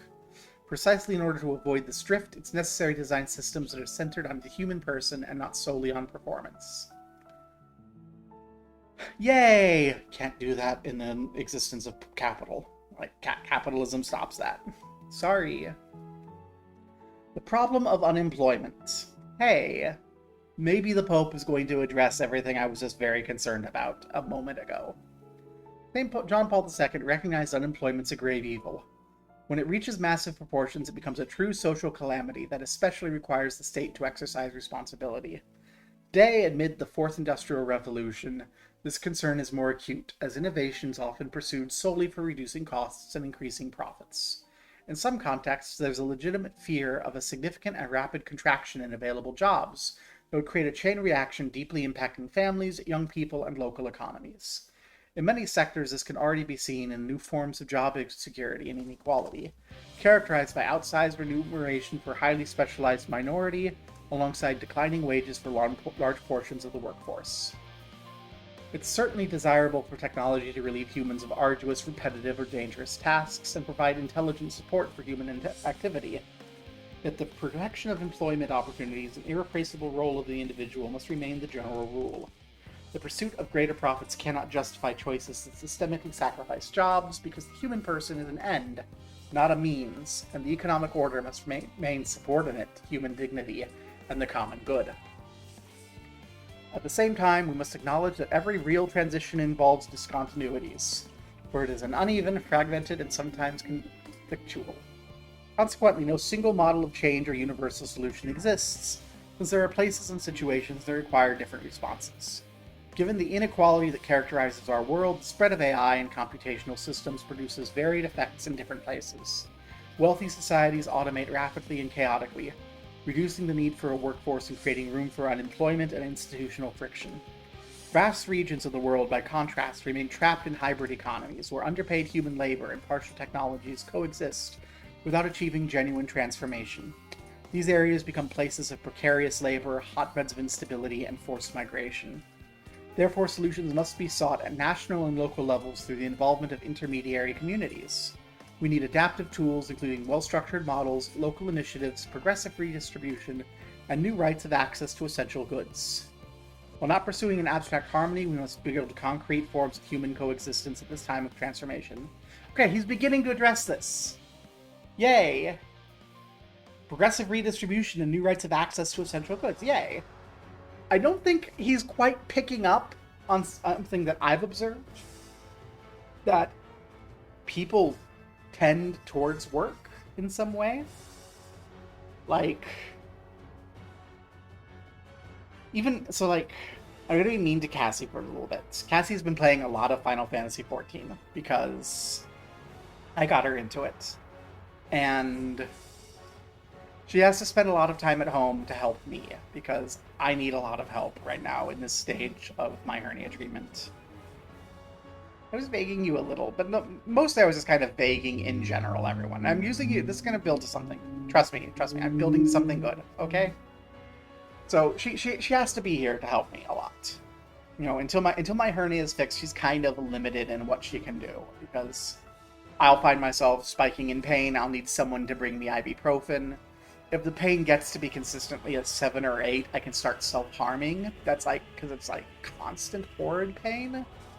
And she'll be like, you know, holding me and keeping me from doing that and until the ibuprofen kicks in. And all of that. So good for her. And that's all work, right? But even in good days, when she's just like putzing about playing 14, if you look at what she's doing, she's crafting, she's designing, she's building. And I really think that if I were completely better and she weren't having to anymore hang over with me, she'd need a couple of months of recovery because this is a stressful time for her too. And she'd go out and do things. Like, I know you. You want to build a computer. You want to, like, actually build systems. And there's need for that. And there's places you can go and meet people to do that sort of thing. And that's, like, universal across the board, right? Like, everyone who has an opportunity to do something, I think, wants to do it.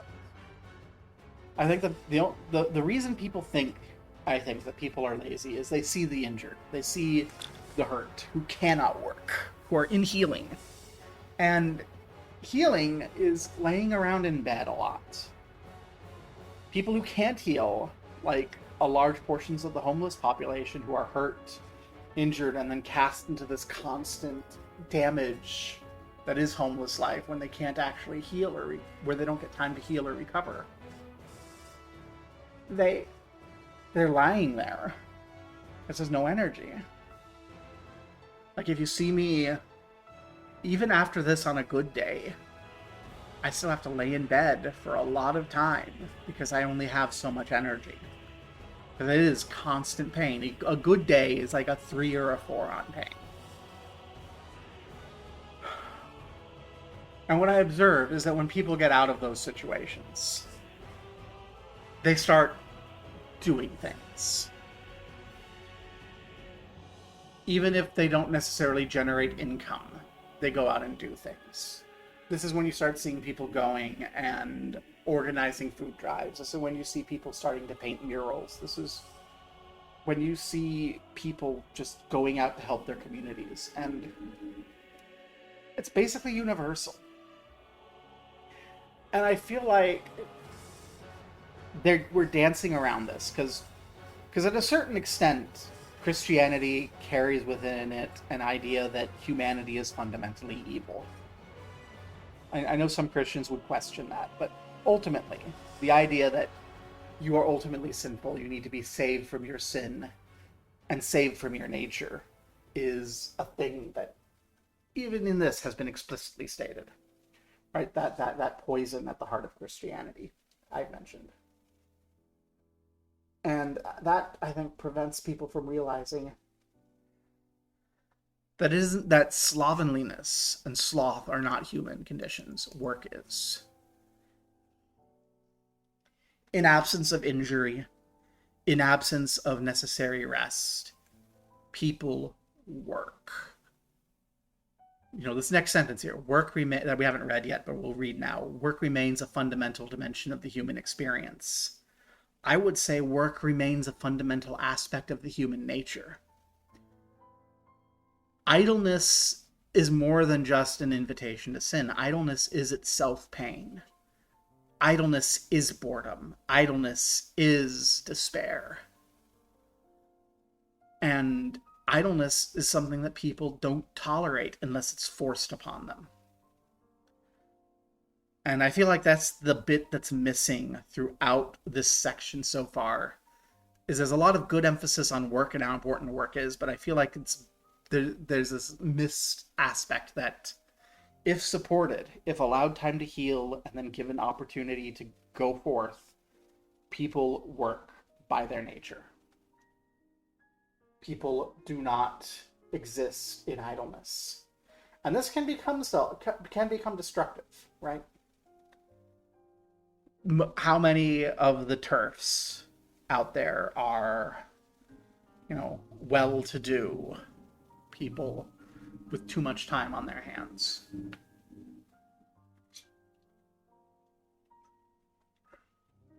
How much crime is done by those with more energy than sense or opportunity? But it all manifests. Work is a thing that people do fundamentally. For not only is it a means of sustenance, but it's a context for expression, relationships, and contributing to the community. Therefore, the problems related to work extend beyond the income necessary for survival. A society that guarantees employment to only a small fraction, despite having a high level of technical development, risks exposing many to forced inactivity, a lack of responsibility, and the absence of daily tasks and stimuli, resulting in human and cultural impoverishment. This creates a paradox of material progress and anthropological regression that undermines the foundations of a just and stable social peace. This is what I was just saying that he was missing, that this creates forced inactivity. I don't think that's possible. If you have people find activity, people fill their time one way or another. And so I'm thinking about this line, human and cultural impoverishment. I live in Baltimore. All over Baltimore, you have art. A lot of it is explicitly illegal, felonious under Maryland law. I'm talking graffiti. Graffiti is not cultural impoverishment. Graffiti is a manifestation, a representation of culture. And some of it is puny, some of it is little, some of it is so minor. I love the Arlongs. Arlongs are beautiful. It's R.Long, and it's just a tag that you'll see around, and it's consistent. There's fake Arlongs. There's people who will go on trying to fake an Arlong. And those fake Arlongs are often more elaborate, more detailed than the real Arlongs. And yeah, so in theory, true forced inactivity does this, but I think there's less forced inactivity than you might think, especially if you open up third spaces and you don't charge people money for existing in the world. This creates a paradox of material progress and anthropological regression that undermines the foundations of a just and stable social peace. For this reason, the Church's social doctrine insists that access to work for all must be a high priority for public policies and economic processes. serving as a criterion for evaluating the human quality of any development model. Moreover, in these parts of the world where work tends to diminish or change radically due to technological and organizational processes, we must rethink the nature of work and its connection to citizenship, ensuring that unemployment does not jeopardize social participation. Okay, I made this big rant, and a lot of it is immediately addressed in the next paragraph. Good job, Papa. I still see the reflection of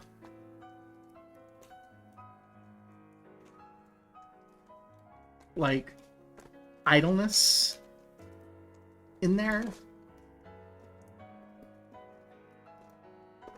I don't think people will I don't buy that people will actually be forced to be inactive, but you can, I mean, that's not true. You can force inactivity with the design of your urban spaces. I think the worst enforced idleness is going to start coming out of the suburbs.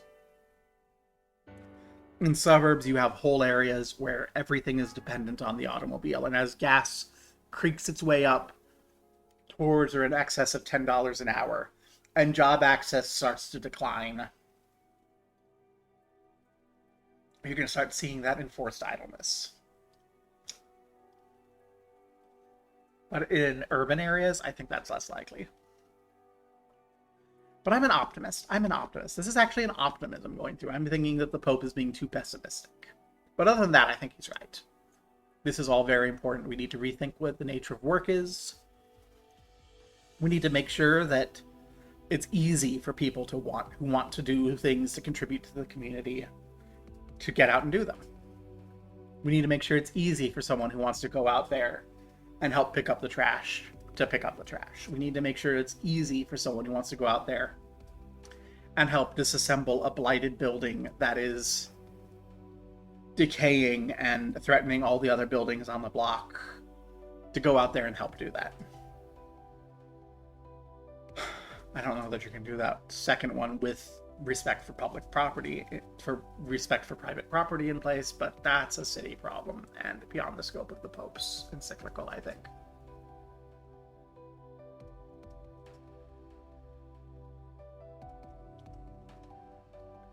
In light of this conviction, we can better appreciate the history of the Church's social doctrine after Rerum Novarum.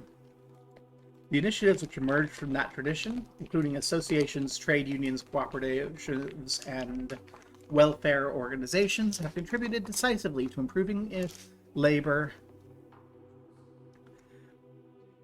legislation, protecting the most vulnerable, and promoting more humane conditions. The Pope is presenting some statements.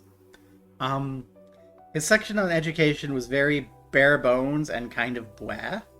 Now he's talking about work and the importance of work for the human nature, and little bits and pieces of the fundamental Christian idea of humanity being sinful keep bubbling up here. I just had a long rant that was preceded by most of the points in my rant being addressed by the immediately following paragraph. It was very funny. But yeah, basically it's people need to do shit. And it's insufficient to just make sure that everyone has the money to live, because if everyone has the money to live, but everyone has to like sit inside all the time because they can't afford to go out, and they end up in forced isolation, that's not good for people. Thus far. Today, these instruments are no longer sufficient by themselves in the face of the transformations driven by AI. The new organization of markets and competitiveness that is rarely concerned with social sustainability. New collaborative efforts are needed among political leaders, labor organizations,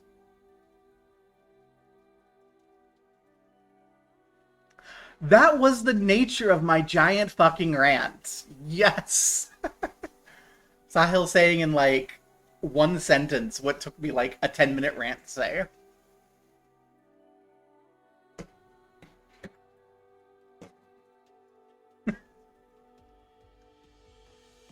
Labor unions, which the church has constantly supported, are called upon to be open to new types of employment and the corresponding needs of workers in order to represent and defend them. In this context, without bold decisions, the prospect of greater poverty and inequality looms large, which would leave many individuals marginalized, stranded, and surrounded by machines and automated systems that have replaced them. At this time of transition, it's not enough to react only when jobs disappear. We must oversee the transformation in advance. One viable path is, first of all, to establish social criterion for innovation. Here, every introduction of automation and AI should be accompanied by verifiable measures to protect the employment, retraining, and participation of workers. In this way, technology will be oriented towards freeing up human time and capabilities rather than producing exclusion. Second, we need proactive policies that make continuous training and professional transitions accessible to all, ensuring the cost of adaptation does not fall solely on individuals. Finally, there needs to be a corporate commitment to include quality and dignity of work among its indicators of success. When those conditions are present, innovation can serve as an ally of safer, more creative, and dignified work. Without them, innovation becomes the accelerator of injustice.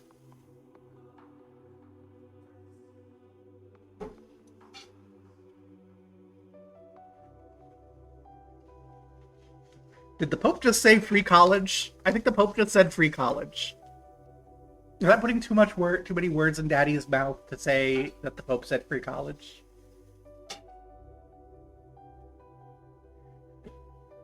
An economy that values dignity. The labor market is one area in which the risks associated. It took an American Pope to say free college. All the European ones didn't understand the question. I also took an American Pope to say actual right to work, please. Did you pick up that union bit? I like that union bit. Where he's like, yeah, and the unions need to have things for people to do when there aren't jobs and broaden their sense of work. Like, American Pope said, we need stronger unions, we need free education, and we need to replace the fake right of work with a real right to work. Sadly, unfortunately, the American Pope also said earlier, yeah, but we don't want to guarantee a minimum income for the poor because then they don't want to work. So he's still an American Pope. Sad.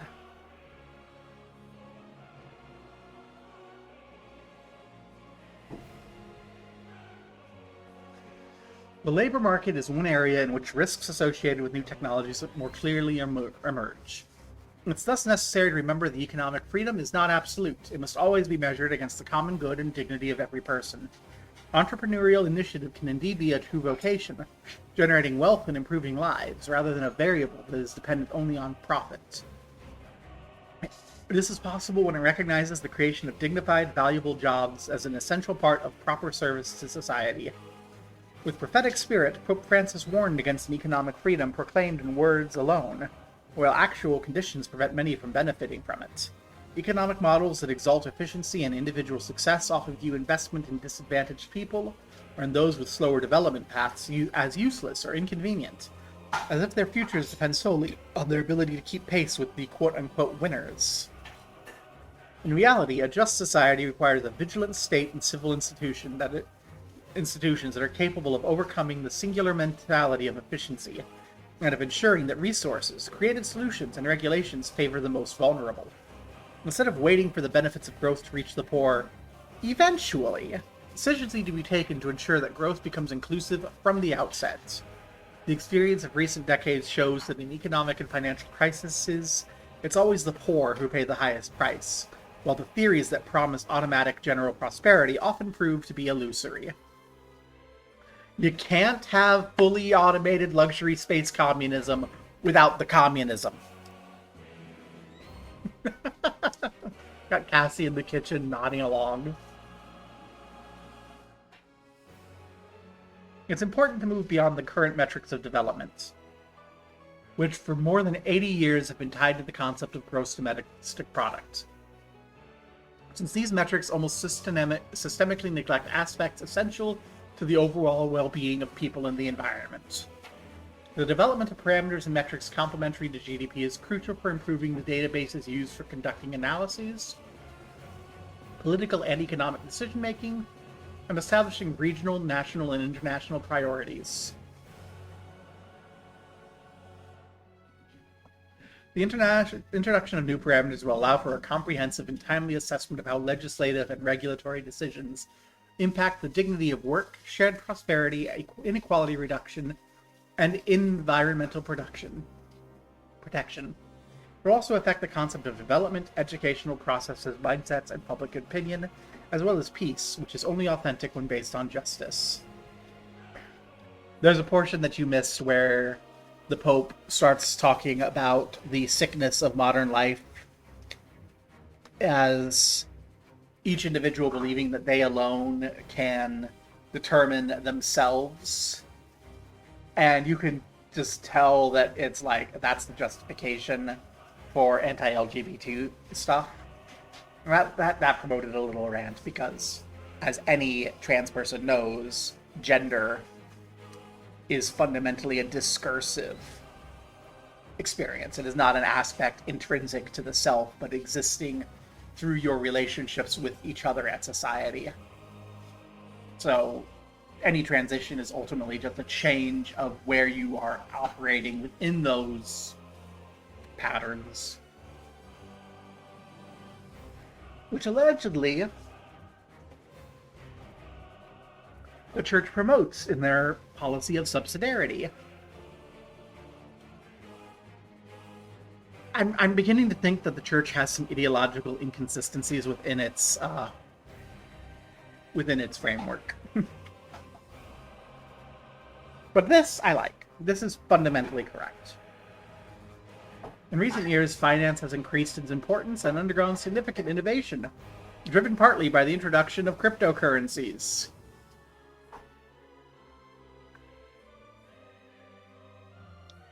Remember when I said that the Pope was not identifying which ones of these technologies are just scams? Cryptocurrencies are still basically just a scam.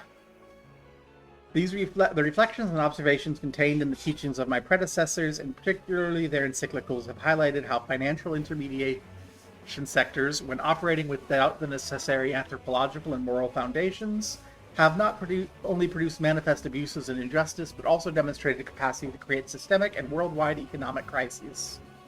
It's likewise the case that income from capital risks replacing income from labor, which is often confined to the margins of economic systems' primary interests. And its savings transformed into credit for the real economy, thereby creating both jobs and self-employed work, remains central for development and investments that must accompany ongoing transitions.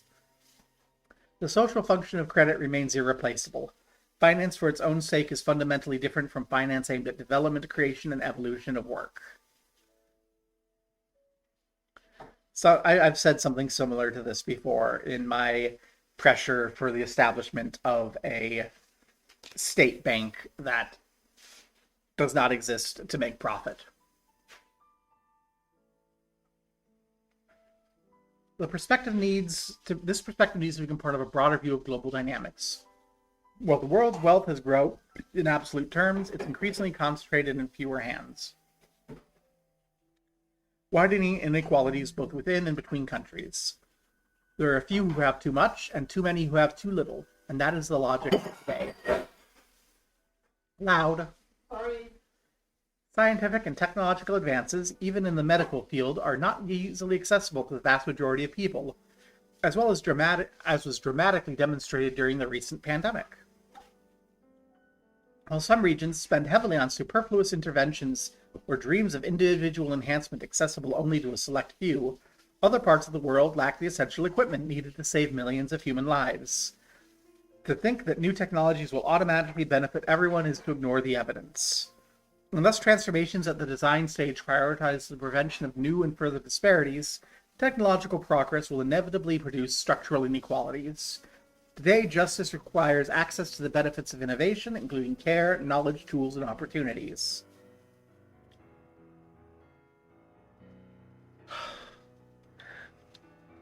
something trans people again.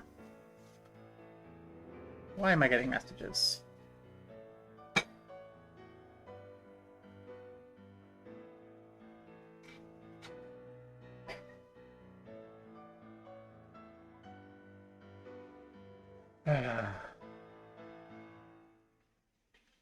Like you could tell, right? This is what they think of as transition, right? They view this like this is not the only thing. Like I think he's probably thinking about like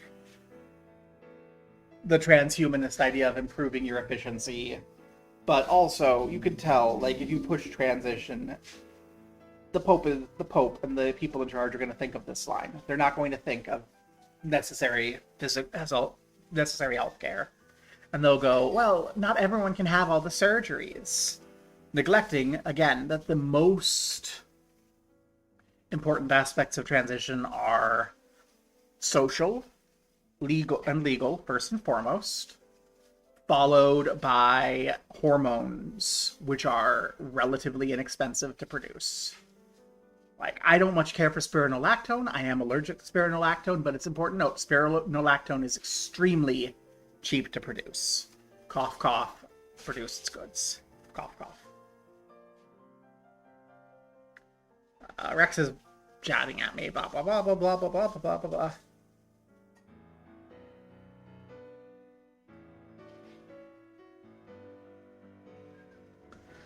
blah. Okay.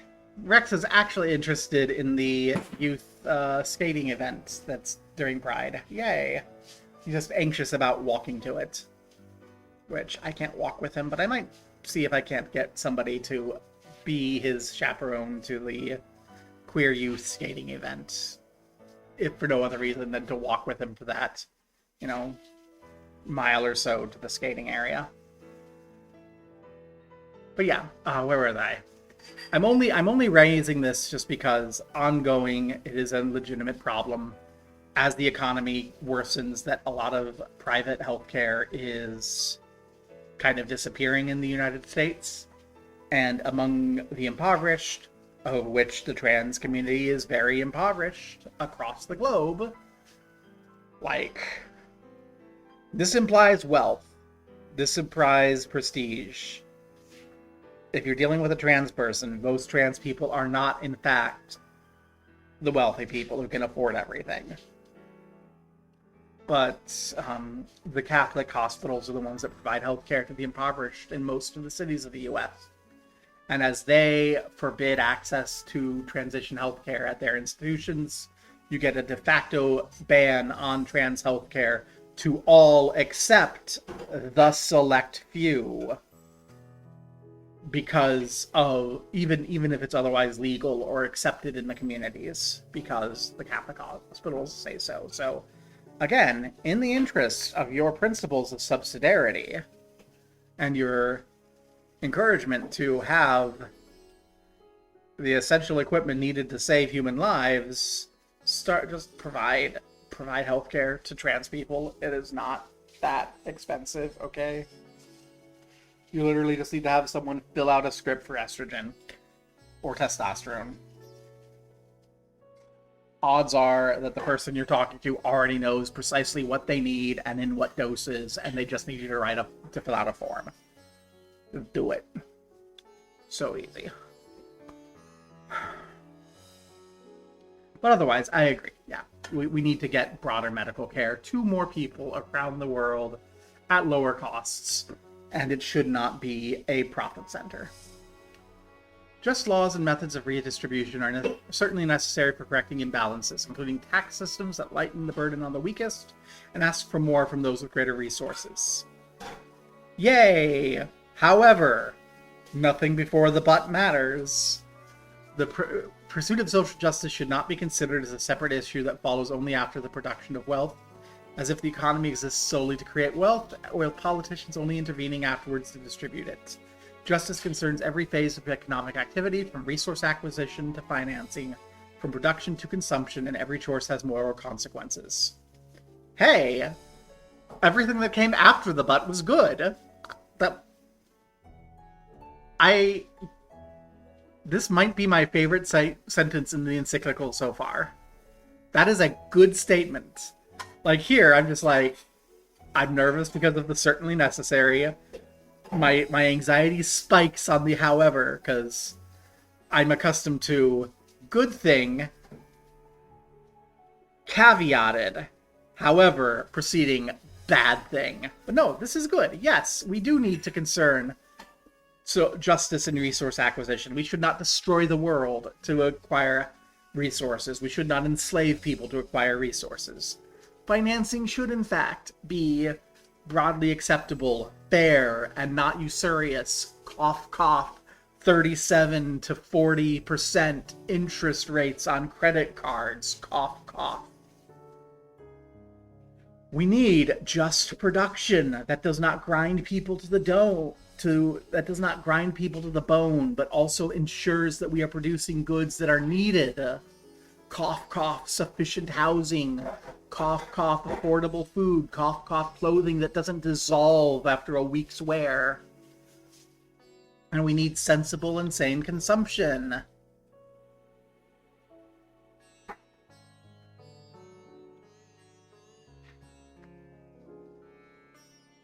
Oh, okay. This is why I'm getting a bazillion messages from my son. He's done with school. He's out and about on his first day free from school, sending me pictures of a tuna melt.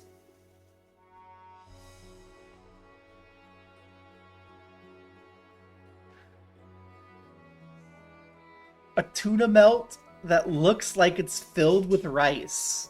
Like it looks like they're taking the tuna salad and adding rice in it to stretch the tuna salad further. And apparently there's avocado in it.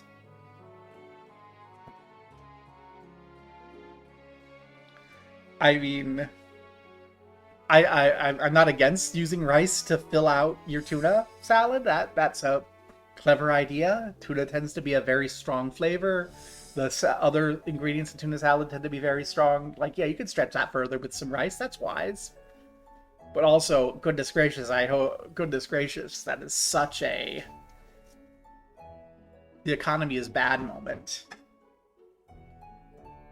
Spending $12 on a tuna melt and the tuna salad and the tuna melt's been like diluted with rice. More than ever, in the age of AI and robotics, it's no longer possible to rely solely on the invisible hand of the market. Politics has the task of orienting economies and technologies to the common good, promoting dignified work, social inclusion, and equitable distribution of the benefits of innovation. Since many economic decisions transcend national borders, there's also a need for international cooperation capable of defining common strategies, especially in favor of the most vulnerable countries and people, in order to promote development and overcome welfare dependency. The thinking behind these choices is the immeasurable dignity of every person, the common good, and a world truly governed for everyone. The interdependence between peace and development, as St. Paul VI prophetically wrote in 1967, remains applicable today, for the prosperity contributes to building and reinforcing peace only if it's widespread, inclusive, and sustainable. In practical terms, in the age of AI and robotics, ensuring that the economy favors human dignity means adapting certain criteria for firm action. First, transparency and accountability. When data and algorithms influence credit distribution, personnel selection, or access to services and opportunities, it is necessary decisions be understandable, contestable, and subject to oversight, so individuals are not reduced to mere profiles. Second, inclusion and access. The benefits of innovation must be paired with investments in skills, infrastructure, and essential services to ensure technology does not widen the gap between those who have and those who have not. Finally, measures to ensure equity, taxation, social protection, and industrial policies must correct the imbalances created by the concentration of wealth and power. Indeed, these criteria do not constitute a curb on innovation. Instead, they make it civilized and humane. So far, so good. We're pretty okay with that. Why is I not able to settle into this again? Okay. Oh, because it was...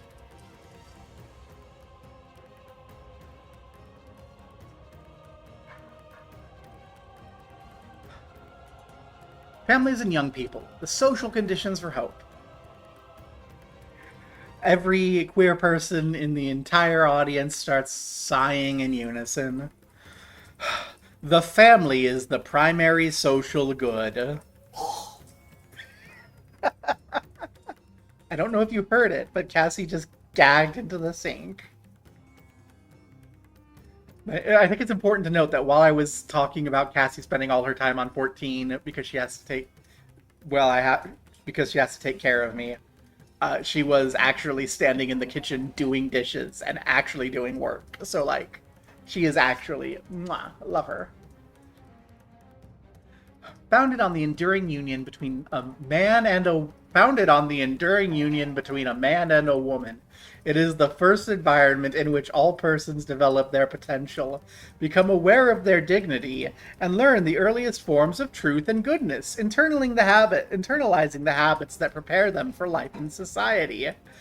As the first natural society endowed with foundational rights, the family is the fundamental and irreplaceable cell of every community organization. Consequently, when political projects and major economic decisions relegate the family to a marginal or secondary role, the authentic growth of the entire social body is compromised.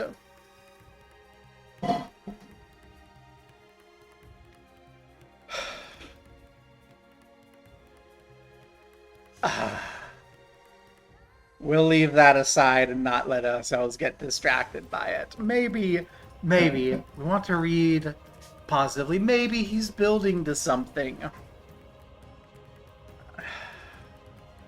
The family, however, is a fragile social good immediately affected by the economic and technological transformations and reshaping of the nature of work. Yeah, like, it's not that long ago that the family was not, in fact, a man and a woman and the children, but it is like all the aunts and all the aunties and all the uncles and all the cousins and everyone in the big house with the few dozen acres and everyone's all working together.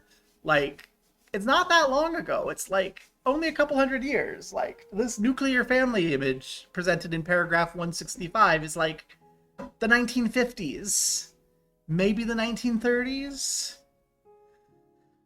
And that was immediately a consequence of this social good being immediately affected by the economic and technological transformations reshaping the nature of work during the 19th century. And it's happening again. Oh no. It requires cultural, judicial, and economic support. The devastating impact of unemployment and job insecurity on family structures is well known. In the short term, it may seem advantageous to reduce labor costs or maximize financial efficiency. But in the long term, this undermines the very foundations of social coexistence. While technological successes are celebrated, the social fabric is progressively eroded, as if by a silent virus. Because, there's no such thing as social coexistence or a social fabric amongst, say, the LGBT community, where family is an entirely dynamic thing determined by choice and chosen interactions, because a lot of us have our families cast us aside. The very concepts of manhood and womanhood are in flux and in reconsideration. Family is when the man impregnates the woman. Yes. When the man impregnates the woman, that is a family, and the more the man impregnates the woman, the more familiar it gets. And the life of these children begins at conception, and in no way, shape, or form does this instrumentalize the woman as a tool of reproduction, and in any way, shape, or form rob her of dignity and freedom.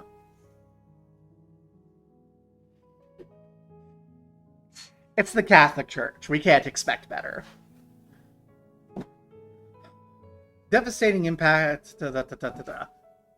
For young people, job insecurity is particularly devastating. As the bishops of the United States of America have recalled, work is not merely a source of income, but a crucial sphere in which identity is formed, friendships and relationships are forged, practical responsibilities are learned, and one's vocation is discerned. When access to work is hindered by high levels of unemployment, inadequate systems of training, or structural barriers, many young people find the path to their human and professional fulfillment blocked. The need to change jobs several times over the course of life requires continuous updating and retraining be provided, so new generations can competently and independently face the risks of an economic environment that is changing and unpredictable.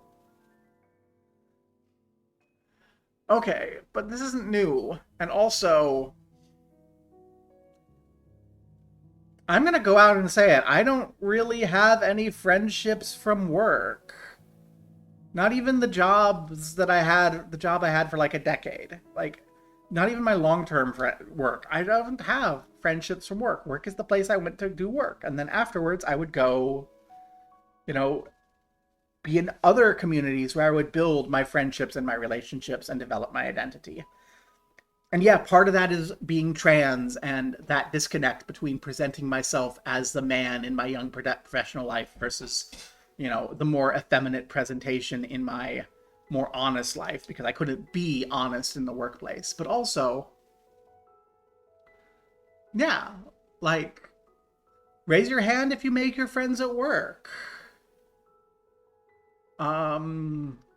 Let's see. Let's run down. I made lots of friends at school. I guess that's sort of work with an asterisk. That's the place you have to go through for 9-10 hours a day when you're growing up. But like, in all my workplaces, everywhere I've been working, we've been working too much to build relationships. There hasn't been that downtime where you're interfacing.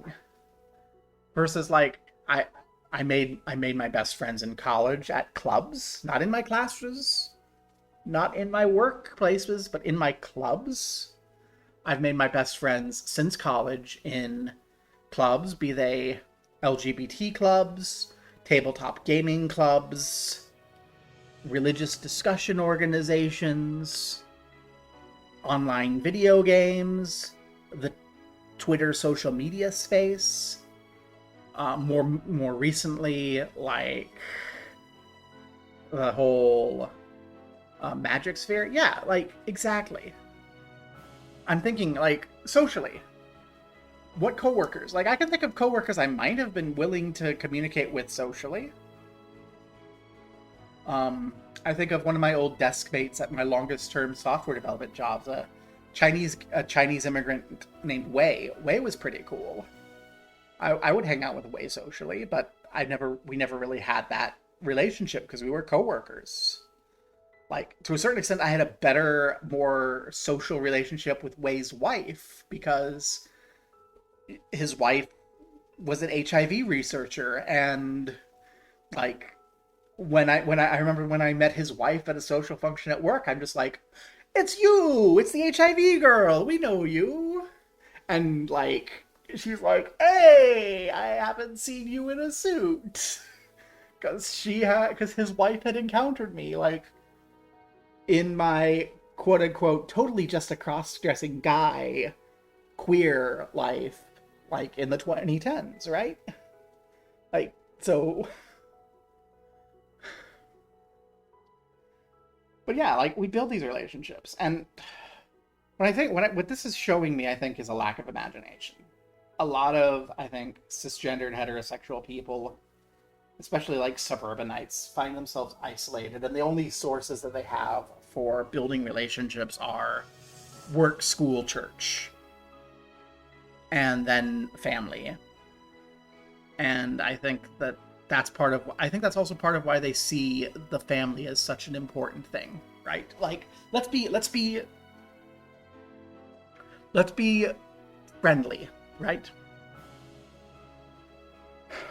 If your only exposure to social structures and social connection is work, school, church, family, then family is going to be the broad one, right? Because each of those other institutions you're in ultimately has a purpose and you're in it doing a thing for a purpose. So if that's your extent of your social structure, family is going to be the place where you aren't necessarily expected to do a thing. I mean, you are. Everyone who's had a family knows the expectations arise, but like, it's the least. And I think to a certain extent, the fact that queer people have this more tenuous relationship with our families liberates us from that and lets us see the found family, which is another, family-ish structure that is stronger, more resilient. It lets us see community liberated from church and work. It lets us see, just like the neighborhood block party and the little social clubs and all those bits, and remind us that social fabric is much broader and more intricate than just family. Yeah. This gives rise to a public responsibility. The state has a duty to support business activity by fostering conditions favorable to employment, promoting work where it's lacking, and defending it in times of crisis, since it's a primary good for families and society. Particularly in an age of continuous technological transformation, we need a political creativity that will promote work and place the family and coming generations at the center. Otherwise, our economic progress will translate into new forms of insecurity and exclusion. Again, the family is such a nexus of exclusion. You can tell it's a cis guy. You can tell it's a cishet guy who wrote this. Supporting families of young people in this transition requires choices that make stability feasible. As noted above, labor policies need to promote continuity and the quality of employment, countering insecurity as a normal condition of life and encouraging realistic paths for entry into the workforce and for professional growth. Second, measures are needed to ensure a healthy way of living. Without a proper balance between work, leisure, and rest, families are weakened and young people struggle to develop a sense of responsibility. Furthermore, it's essential to invest in accessible education and retraining so the professional mobility demanded by the digital economy does not become a harsh selection between those able to update their skills and those who cannot. Finally, social ties must be supported with networks and educational communities that accompany life choices and prevent uncertainty from giving rise to loneliness or addiction. If implemented, these technological transformations can be navigated without undermining the capacity to build the future, which is what makes a society prosperous. That whole section was a little bit of a wash, but bless their hearts, they're in the right place.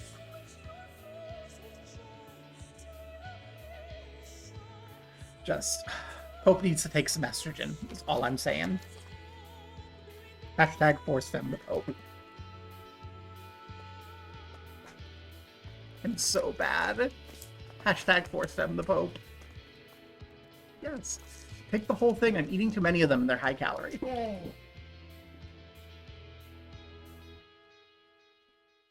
Protecting freedom against dependencies and commercialization. Dependencies and societal control. Having reflected on truth in education, work, and families, we must now consider the impact of the digital revolution on human freedom, addressing risks both to mental health of individuals and broader social challenges. The subtler forms of addiction linked to the digital attention economy should not be underestimated, since platforms and services are often designed to capture users' time and attention, exploiting vulnerabilities and weakening their inner freedom. When business models thrive on human weakness, the person is treated as a means rather than an end.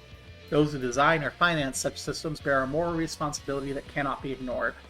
There's an urgent need to promote technologies that strengthen interior freedoms by fostering education in digital sobriety and the protection of minors, thus countering models that exploit vulnerability.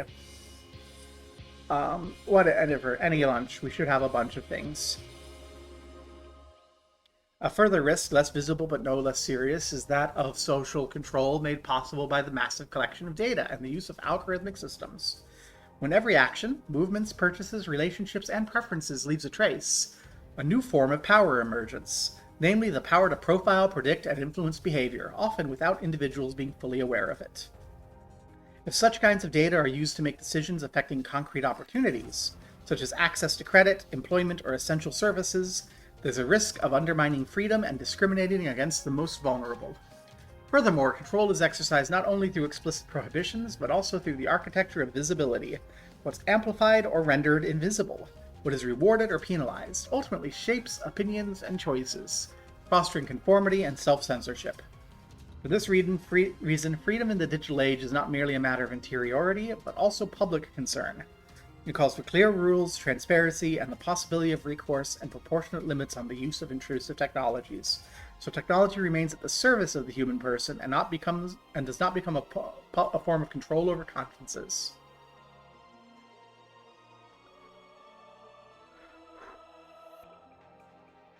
At the root of these problems lies a technocratic and post-humanist mentality that tends to regard the human person as an object to be manipulated or a resource to be optimized, removing all safeguards against unchecked pursuit of profit.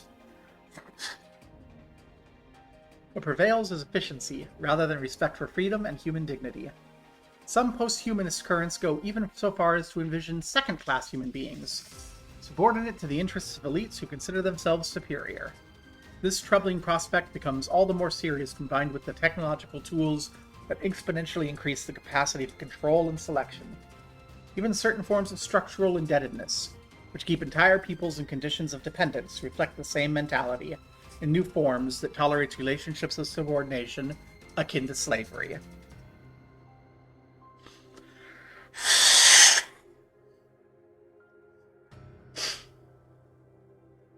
Breaking the chains of new forms of slavery. This distorted view of the human person is reflected today in various forms of servitude directly linked to the digital economy. Nothing in the world of AI is immaterial or magical. Every seemingly immediate and flawless response is the result of a long chain of meditation involving vast networks of natural resources, energy infrastructure, and, above all, people. A significant part of the digital economy's functioning relies on the silent work of millions of people engaged in essential yet largely unseen activities, such as data labeling, model training, and content moderation, often involving disturbing material. In many cases, these workers are young people, predominantly women, working under demanding conditions for minimal wages, or sub-minimal wages. I know people who've done this work. Added to this invisible labor is the even harsher work of extracting the resources required for the production of the devices and microprocessors on which AI depends. In some regions of the world, children and adolescents work in dangerous conditions, crushing the materials from which rare earth elements are extracted. The bodies of these people are scarred, injured, and worn down so that computational flow may continue uninterruptedly. Furthermore, criminal networks use online platforms, messaging systems, anonymous payment methods, and profiling techniques in order to recruit, control, and transport victims of trafficking, often minors, reducing men and women to data to be tracked and packages to be moved around within the same digital circuits that support much of the global economy. I love this correlation between human trafficking and data products.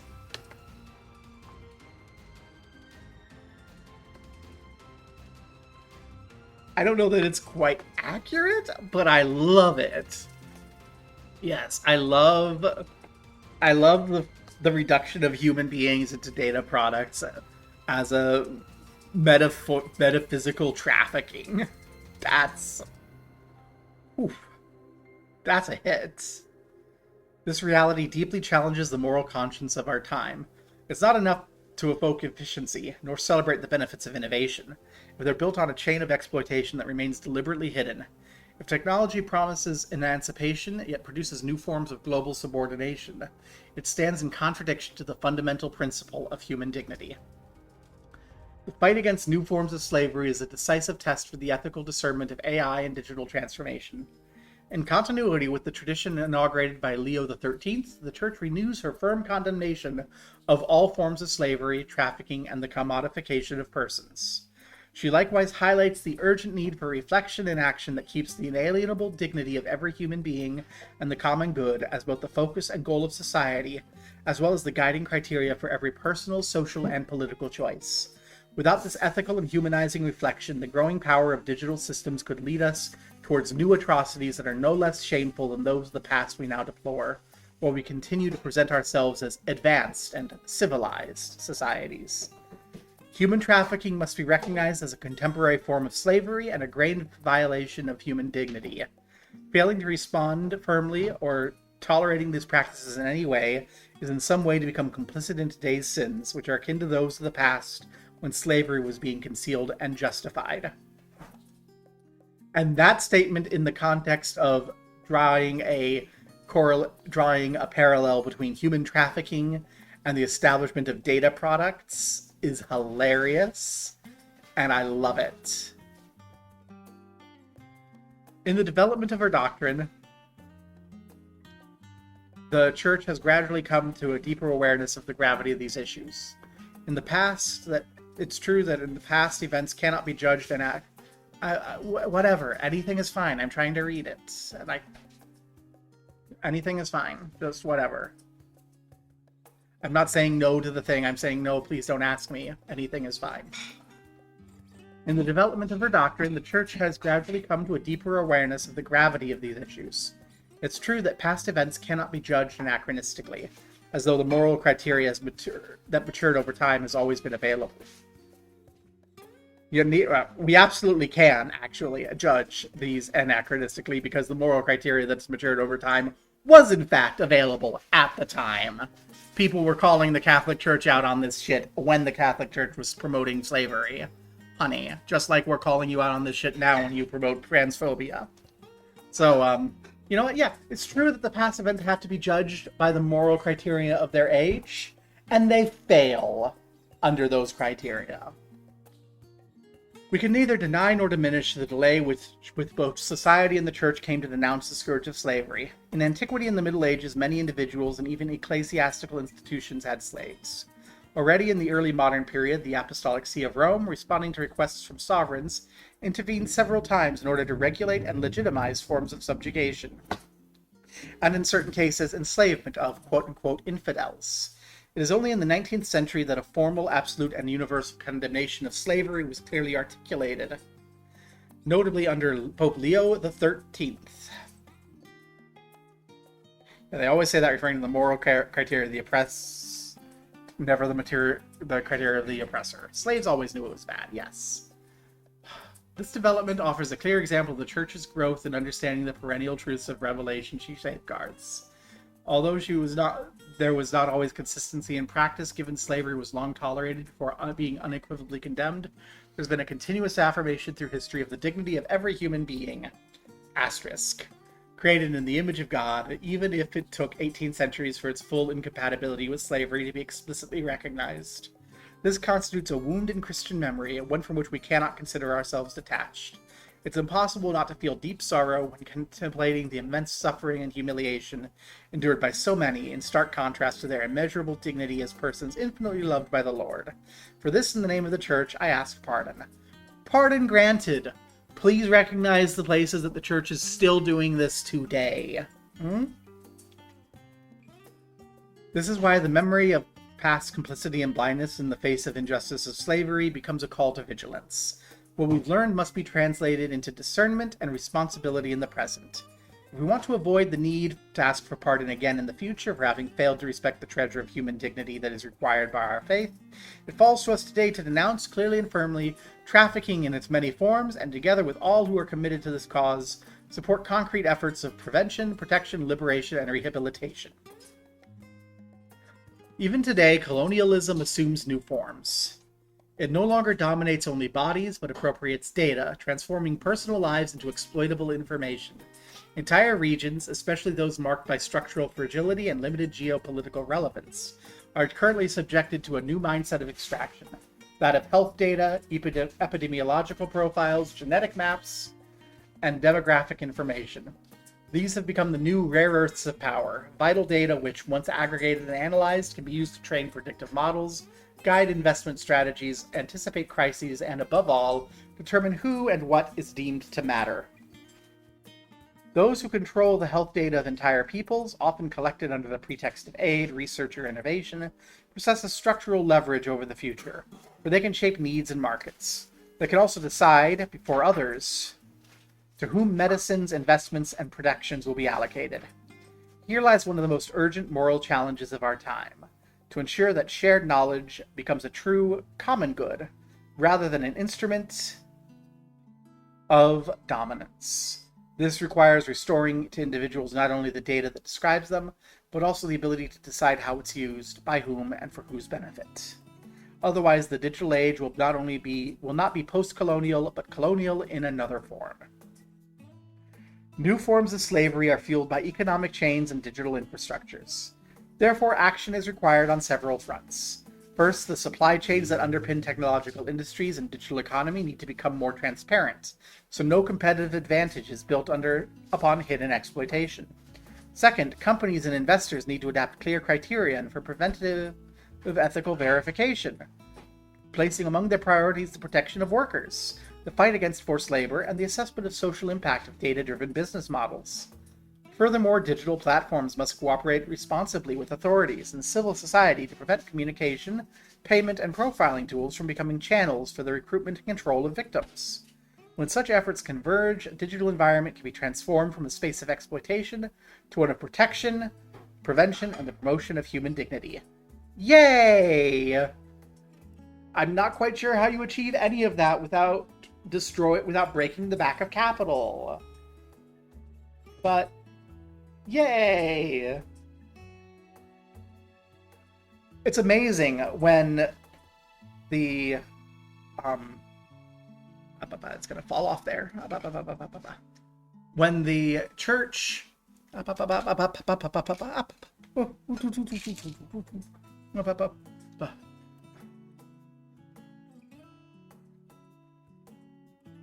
May I have an ibuprofen, please?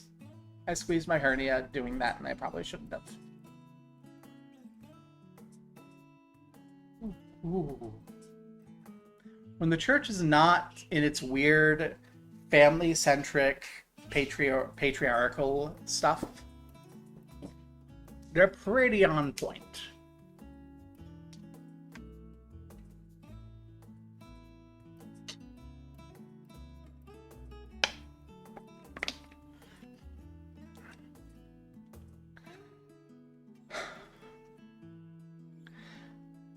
The various areas just considered, the search for truth in public life, education in the digital environment, and the transformation of work, the fragility of families, and new forms of slavery, are not isolated phenomena. Rather, they reflect a common underlying issue, that if technology becomes the ultimate criterion, the human person risks being reduced to data, a cog in a machine, or a commodity. If, however, technology is integrated with a wise perspective, it can become an instrument of growth, justice, and fraternity. From that perspective, the social doctrine of the Church calls for shared responsibility. It asks that those processes be guided with foresight by institutions capable of regulating without stifling and protecting without taking over, by businesses that recognize work and dignity as measures of success, by intermediary organizations and educational communities that rebuild trusted relationships, and by citizens who cultivate responsibility, moderation, discernment, and a sense of truth. Only in this way can innovation genuinely serve integral human development, rather than becoming a source of exclusion and dominance. It's only this way that the promise of progress can be recognized as an authentic.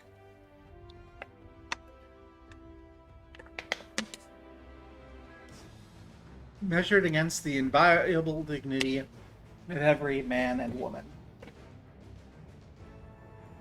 Provided that dignity does not come at the expense of a woman's being forced into reproductive servitude. Get out of here, ant. I don't want you crawling on me. May I have the bug spray? Yellow.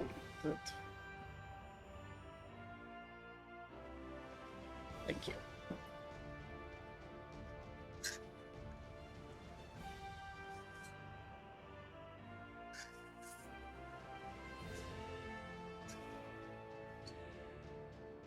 Very carefully spraying bug spray everywhere so it doesn't get on my burrito.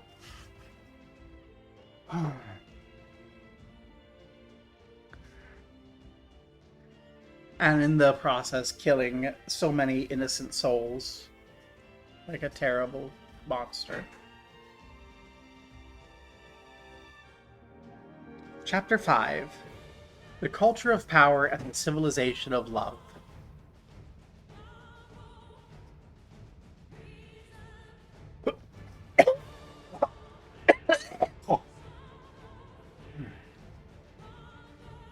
Having considered how AI is transforming certain aspects of life and society, in particular the serious implications for human dignity, we must now turn our attention to the yet more tragic issue of war.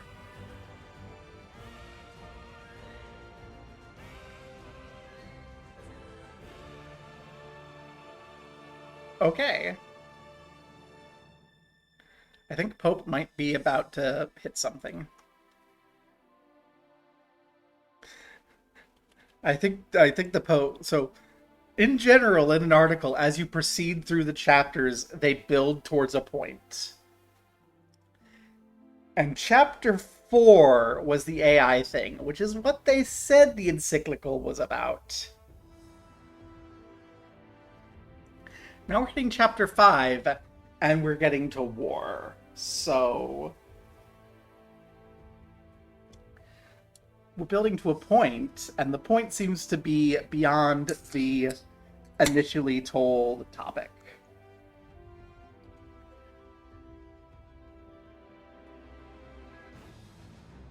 Here the question is not merely the efficiency of new tools, but the risk that technology, detached from ethics and responsibility, will render decisions about life and death more rapid and impersonal. It will present the use of force as an immediate and viable option. In an increasingly interdependent world, peace is not simply one issue among others, but a prerequisite for the universal common good and a test for the moral maturity of peoples, especially those who bear responsibility for governing. Goodness gracious, it would be so sad if we're already a few months into a massive conflict that involved such things as an AI targeting a school full of young girls for their total eradication by a number of bombs. That would be horrible. The digital revolution is changing the nature of conflict. Alongside conventional warfare, there are hybrid forms such as cyber attacks, information manipulation, campaigns of influence, and the automation of strategic decisions. One of these things is not like the others. AI acts as an accelerating factor in these processes, particularly within a context where many technologies are intrinsically ambivalent. Consequently, what is created for defense can be rapidly repurposed for offense, and the fine line between protection and aggression becomes blurred. While AI can enhance the defense and protection of civilians, it can also lower the threshold for the use of force, shield people from responsibility, and foster a culture in which the enemy is reduced to a statistic and the victim to collateral damage. Faced with these transformations, we must recall the principles of the social doctrine: the dignity of the person, the common good, the universal destination of goods, subsidiarity, solidarity, and justice. I have to say, I like this subsidiarity idea more and more the more I think about it. I don't think it's well explained here, and I think it's like interwoven in their explanation with a lot of the flaws that the Catholic Church has, but I very much like the addition of subsidiarity, the idea that the people who build society matter, and you can't just lord from on high. For those are the criterion for judging whether technologies truly serve humanity or are subjugating it. Spoiler, subjugating. We should therefore consider these principles as guidelines for decision-making. In this chapter, therefore, I will compare two opposing approaches, which I've already evoked through the biblical imagery in the introduction. On the one hand, there's the temptation of constructing the Tower of Babel. We're back! Relying on power and pride. On the other hand, patience is required to rebuild Jerusalem piece by piece, as in the time of Nehemiah, by safeguarding humanity and the common good. If we examine global dynamics, we can recognize more clearly the spread of a culture of power characterized by polarization and violence. The modern battle can be seen not only in the globalized technocratic paradigm, but the remote clash between opposing imperialisms, between powers that wish to preserve their supremacy and those that aspire to seize that supremacy, resulting in a multiplicity of local conflicts. Moreover, there seems to be no limit to the race, driven by a dehumanizing ambition to develop ever more powerful technologies or to secure control over them. Yet despite that downward spiral, we also glimpse a great part of humanity that's striving to remain human and working to build the holy city of coexistence and peace. All too often, we are unwitting builders and clumsy architects of this city, capable of generous gestures but lacking in overall vision. This building project is slower, less visible, and less spectacular, and awaits a better understanding and greater coordination so that it may become the conscious and clear responsibility of every community, from families to states, and the relations between nations, in this prospect of commitment, the construction site of hope, that we call the civilization of love. Sahil, drop a link for people to join DSA and start building a better future tomorrow. Today. We.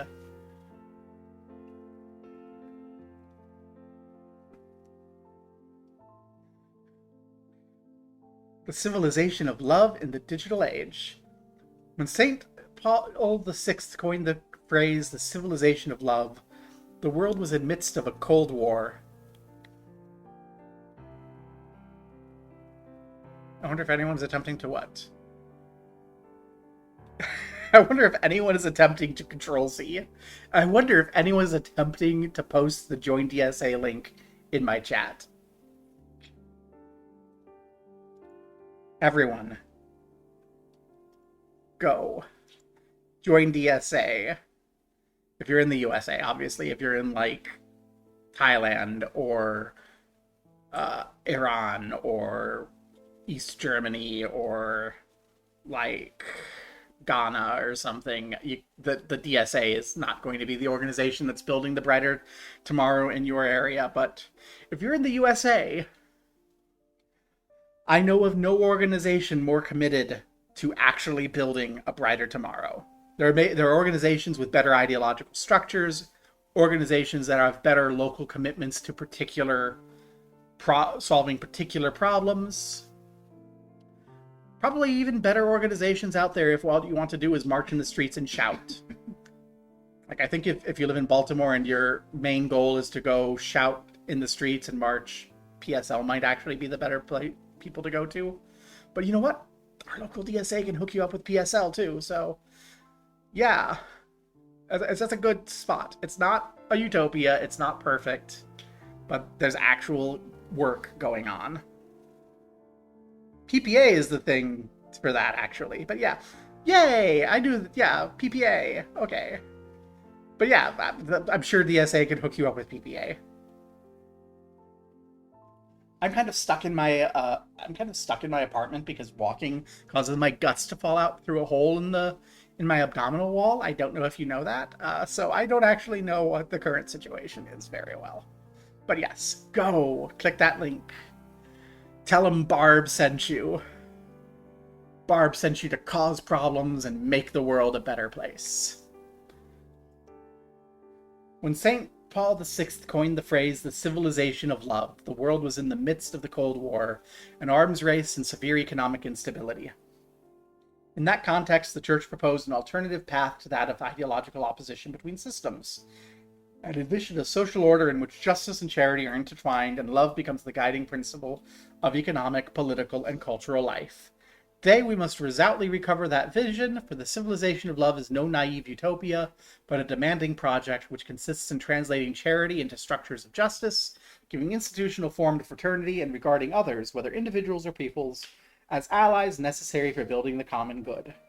As the Encyclical letter Fratelli Tutti reminds us, only this social love is capable of becoming a culture and a norm, and thereby bringing about a stable international order, transforming mere armed coexistence into a community with a shared future. This insight proves even more fundamental in the current context of digital transformation.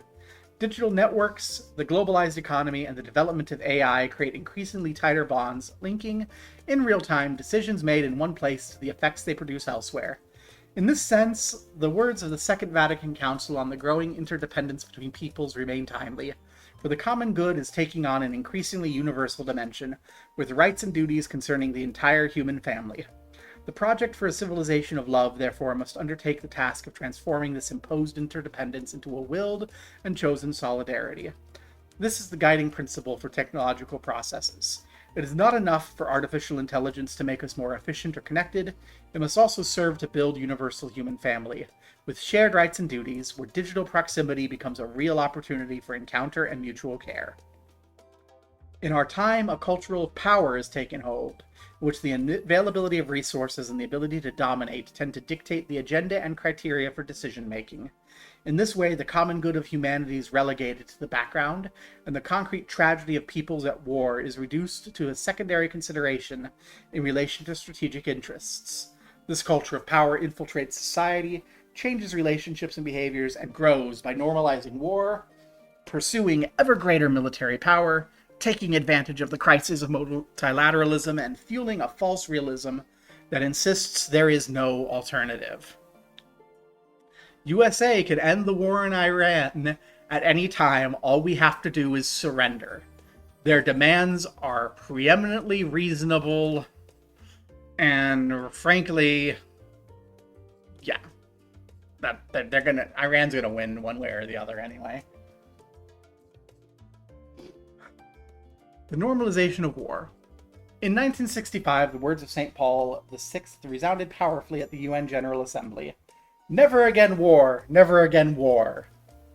We must acknowledge that, despite the desires and declarations for peace, the past 60 years have been marked by conflicts of astonishing brutality, often infecting civilian populations on a massive scale, leading to the death of innocent victims, mass displacement, social destabilization, and long-lasting wounds. Nevertheless, in public discourse, there was a widespread conviction that war should remain a last resort, subject to strict ethical and legal limits, and always oriented towards a political vision of peace. As if that's panned out in any way, shape, or form. Practical fallout of that was a bunch of wars that weren't called wars. Following developments in the immediate post-First World War period, a turning point occurred after the Second World War. Peace was made the focus of the international order, as attested in particular by the UN Charter, with the intention to save succeeding generations from the scourge of war. Likewise, many national constitutions restricted the use of force to extreme and strictly limited circumstances. Even during the Cold War, despite the existence of serious conflicts, there remained the awareness that a new world war had to be avoided at all costs. Today, however, we're witnessing a real paradigm shift in public discourse and in decisions regarding rearmament, with a troubling revival of war as an instrument of international politics, while the very ethical principles that had previously limited its use are being eroded. Regional conflicts that drag on over time, escalating tensions, and reciprocal threats are becoming almost commonplace, and the forms of conflict driven by the desire for territorial expansion that were once thought to be overcome are re-emerging. Public opinion is gradually being shaped and conditioned by polarizing media narratives, which are often amplified by algorithms that prioritize conflict and confrontation. We're also witnessing a discerning loss of historical memory, as first-hand accounts of the Holocaust and the World Wars are disappearing. This leads to a selective or distorted rewriting of the past, in a context where fake news and the manipulation of narratives obscure the lessons that have been learned.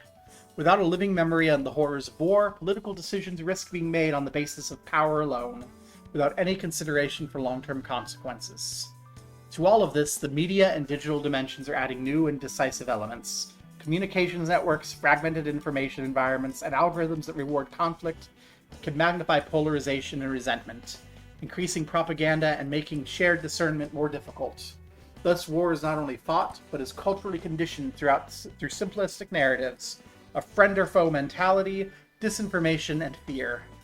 When historical memory fades and the ethical principles that protect civilians and the most vulnerable are weakened, it becomes easier to justify violence as necessary, inevitable, or even sanitized. It's in this context that humanity is slipping into a violent culture of power, where peace no longer appears as a responsibility to be taken on, but as a fragile interval between conflicts. Today, more than ever, without prejudice to the right of self-defense in the strictest sense, it's important to reaffirm that the just war theory, which has all too often been used to justify any kind of war, is now outdated. Humanity possesses far more effective and capable tools for promoting human life and resolving conflicts, such as dialogue, diplomacy, and forgiveness. The use of force, violence, and weapons reflects a relational poverty that has always had disastrous consequences for civilian populations. Did the Pope just...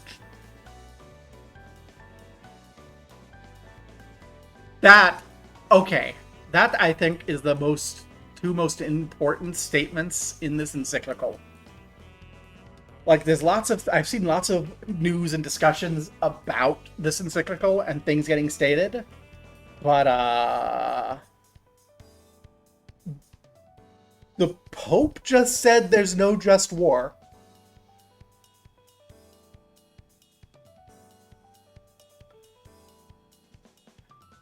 Except for self-defense in the strictest sense, there is no just war. The Pope has just stepped forward and said, there is no just war.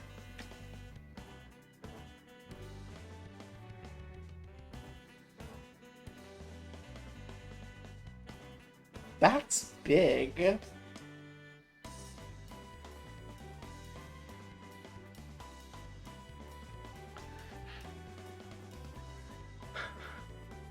That is probably the most... Damn. The growth of the military-industrial complex has become a defining feature of the current political landscape and has become a key sector for the economy of various countries. The close link between economic interests, military apparatus, and political decisions produces an armed nation in which war appears as a natural extension of politics, and the arms market becomes an autonomous driving force behind military decisions. Nor can we ignore the enormous economic interests behind war. The armaments industry, the countries that supply weapons, and profit from a market that thrives precisely on conflicts. In this sense, there are financial interests that contribute to fueling tensions in the various regions of the world. Military arsenals are receiving renewed attention. In the past, recognition of the threat posed by weapons capable of destroying all of humanity has promoted paths towards détente and disarmament. Unfortunately, this approach has been left behind, and the evolution of nuclear arsenals, including the prospect of tactical use, makes use of such weapons seem less improbable. In this context, the Treaty on the Prohibition of Nuclear Weapons, which came into force in 2021 with the support of over 70 countries, is an important step, but it risks remaining largely symbolic since the major nuclear powers have not agreed to it. This led to widespread yet erroneous belief that nuclear deterrence is an indispensable prerequisite for security. This has also contributed to a new arms race, which is hard to control and accompanied by the gradual dismantling of nuclear reduction agreements, as well as the development of miniaturized weapons that make their use seem like a more viable option. The Pope is being very careful here not to explicitly call out the US, but I do not have any limit here. Every nation in the last 30 years that has disarmed, that had nuclear weapons that disarmed, the United States has subsequently invaded and torn down its government. So, this widespread yet erroneous belief that nuclear deterrence is an indispensable prerequisite for security is erroneous only in as much as if the United States ceases to be the force demanding it. Libya did that. Libya is the big one. Libya did that. I want to say... what's the other one? There was another nation that was... that didn't actually, like, disarm because it stopped. No, actually, no, Iran. Libya did that. Iran was on the verge of having nuclear weapons and ceased the production, and we immediately started attacking them the second that was done. Despite the fact that we use the existence of Iraqi weapons of mass destruction as a justification to invade, the fact is that Iraq had stopped the development of weapons of mass destruction in the lead up to that invasion because they were convinced that it was not appropriate to do so and would lead to them getting invaded. Yeah, it's mostly programs, yeah. No one's actually done it with actual weapons because no one's been dumb enough. So, if the Pope truly wants nuclear deterrence to not be a prerequisite for security, the United States needs to lead the way. There's no ifs, ands, or buts about that. The Pope is correct. You do not need nuclear deterrence for security. Provided that the United States is not attempting to do what the United States has been doing. Rip Gaddafi, you seemed like a major asshole, but the actions that removed you were illegal and immoral. The same logic applies to conventional warfare. Military force, weak diplomatic initiatives, and the complexity of the interests at stake contribute to conflicts that tend to become protracted, with high human and environmental costs. It's much easier to start a war than stop it, and yet discussion on conflict prevention remains tragically minimal. Once again, the United States can end the war with Iran at any moment. We need merely surrender. There is no shame in it. The situation is further destabilized by the presence of new armed operatives, such as jihadist groups, private militias, and criminal networks that mark the end of the state's monopoly on the use of force. Often these groups intertwine vague ideological motivations with concrete economic interests, transforming their war into a way of life for entire generations of young people and children. Here the objective is no longer definitive victory, but the perpetuation of conflict as a source of power and income. I really hate that you're pointing out jihadist groups and not the vast Christian nationalist terror organizations in the US and Europe that carry on a similar purpose. Even the Pope cannot avoid Islamophobia. That's not to say jihadists aren't bad, but jihadists are not unique. They're similar forces in just about every religion. Like the US military. Okay, the US military is a state, though. That was a statement about the people who are wearing away the state's monopoly on the use of force. But yes, the US military is the single greatest threat to peace in the world today. Probably followed number 2 by the Russian military. And then number 3 by the religious fundamentalists, be they the Christian nationalists in the US. I don't know what particular ones you have in Europe. I'm sure there's someone floating around. Buddhist extremists in Southeast Asia. Kind of some of the Hindu supremacist fascists in South Asia, who I do believe already control the government. And also the jihadists. They don't need to do anything more complicated than enlist. That's true. Although they also tend to do more complicated things anyway. Like those lovely Christian nationalists who shot up a mosque in San Francisco like a week ago. The ones that Elon Musk insisted had to be trans women. And then it turned out they were cisgender, heterosexual, white Christian nationalists who actually would have rather gone on a shooting spree of synagogues because they hate Jewish people, but the mosque was close enough and easier for them to target, despite having an armed guard who died in the defense of the mosque.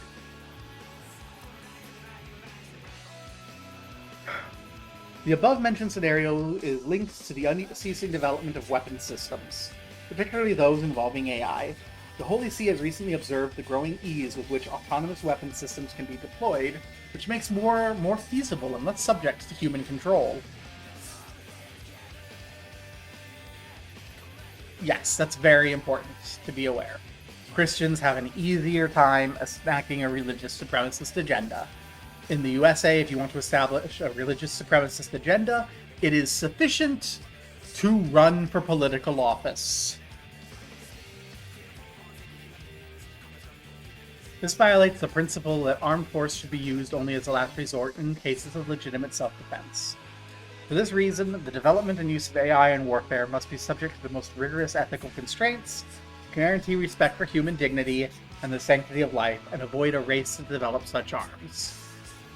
Sometimes there's talk of artificial moral agents, as if machines were able to distinguish between right and wrong with greater consistency than a human being.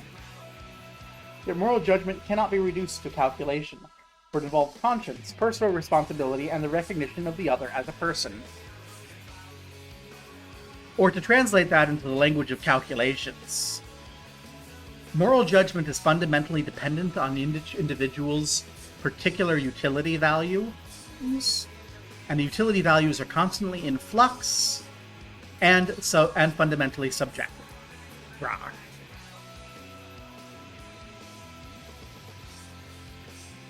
I may have written one of these systems or the model of one of these systems in 2011 for the military when I worked in the Department of Defense capacity.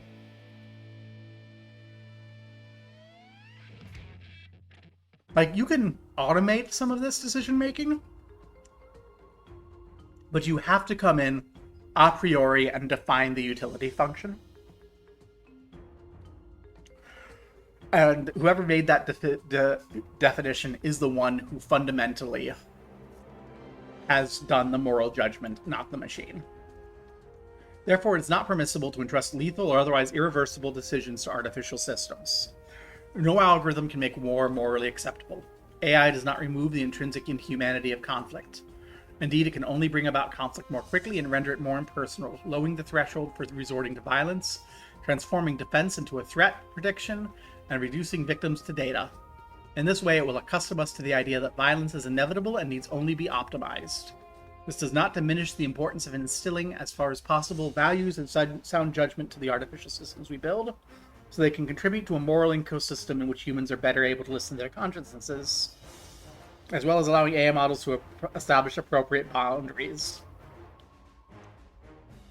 This does not diminish the importance of doing the thing that we've just established you can't do. It's not enough to evoke a generic type of ethics. Concrete criteria for discernment must be established. The first criteria concerns personal responsibility. When a decision to strike becomes automated or opaque, the risk of abdicating responsibility increases. For this reason, the chain of responsibility must be identifiable and verifiable. Those who design, train, authorize, and employ technology must be held accountable for their decisions. At no point should you take all of the weight of your bad decisions and lay them upon the body of the person who died getting skewered through the abdomen by a chunk of rebar when your missile exploded. Cough, cough, see most recent Well, There's Your Problem episode. Second criterion pertains to the moral time frame for making judgments. While AI tends to expedite the decision-making processes, speed and efficiency should never be the supreme motivating force for the irreversible decisions made in the context of war. The third criterion is the identification and protection of civilians. Any technology that facilitates attacks without seeing the face of human beings lowers the moral threshold of conflict. Target selection and the use of force must not confuse combatants and non-combatants, nor ignore the impact on defenseless populations. These criteria give rise to certain non-negotiable requirements. First, all systems used in a war setting must guarantee the possibility of retracing and reconstructing decision-making processes, so accountability and blame are not collapsed into the machine. Second, the decision to use lethal force cannot be delegated to opaque or automated processes. It must remain under effective, self-aware, and responsible human control. Finally, it's imperative to establish a shared framework, also at the international level, to curb the technological arms race and ensure robust protection for civilians and infrastructures necessary for their survival.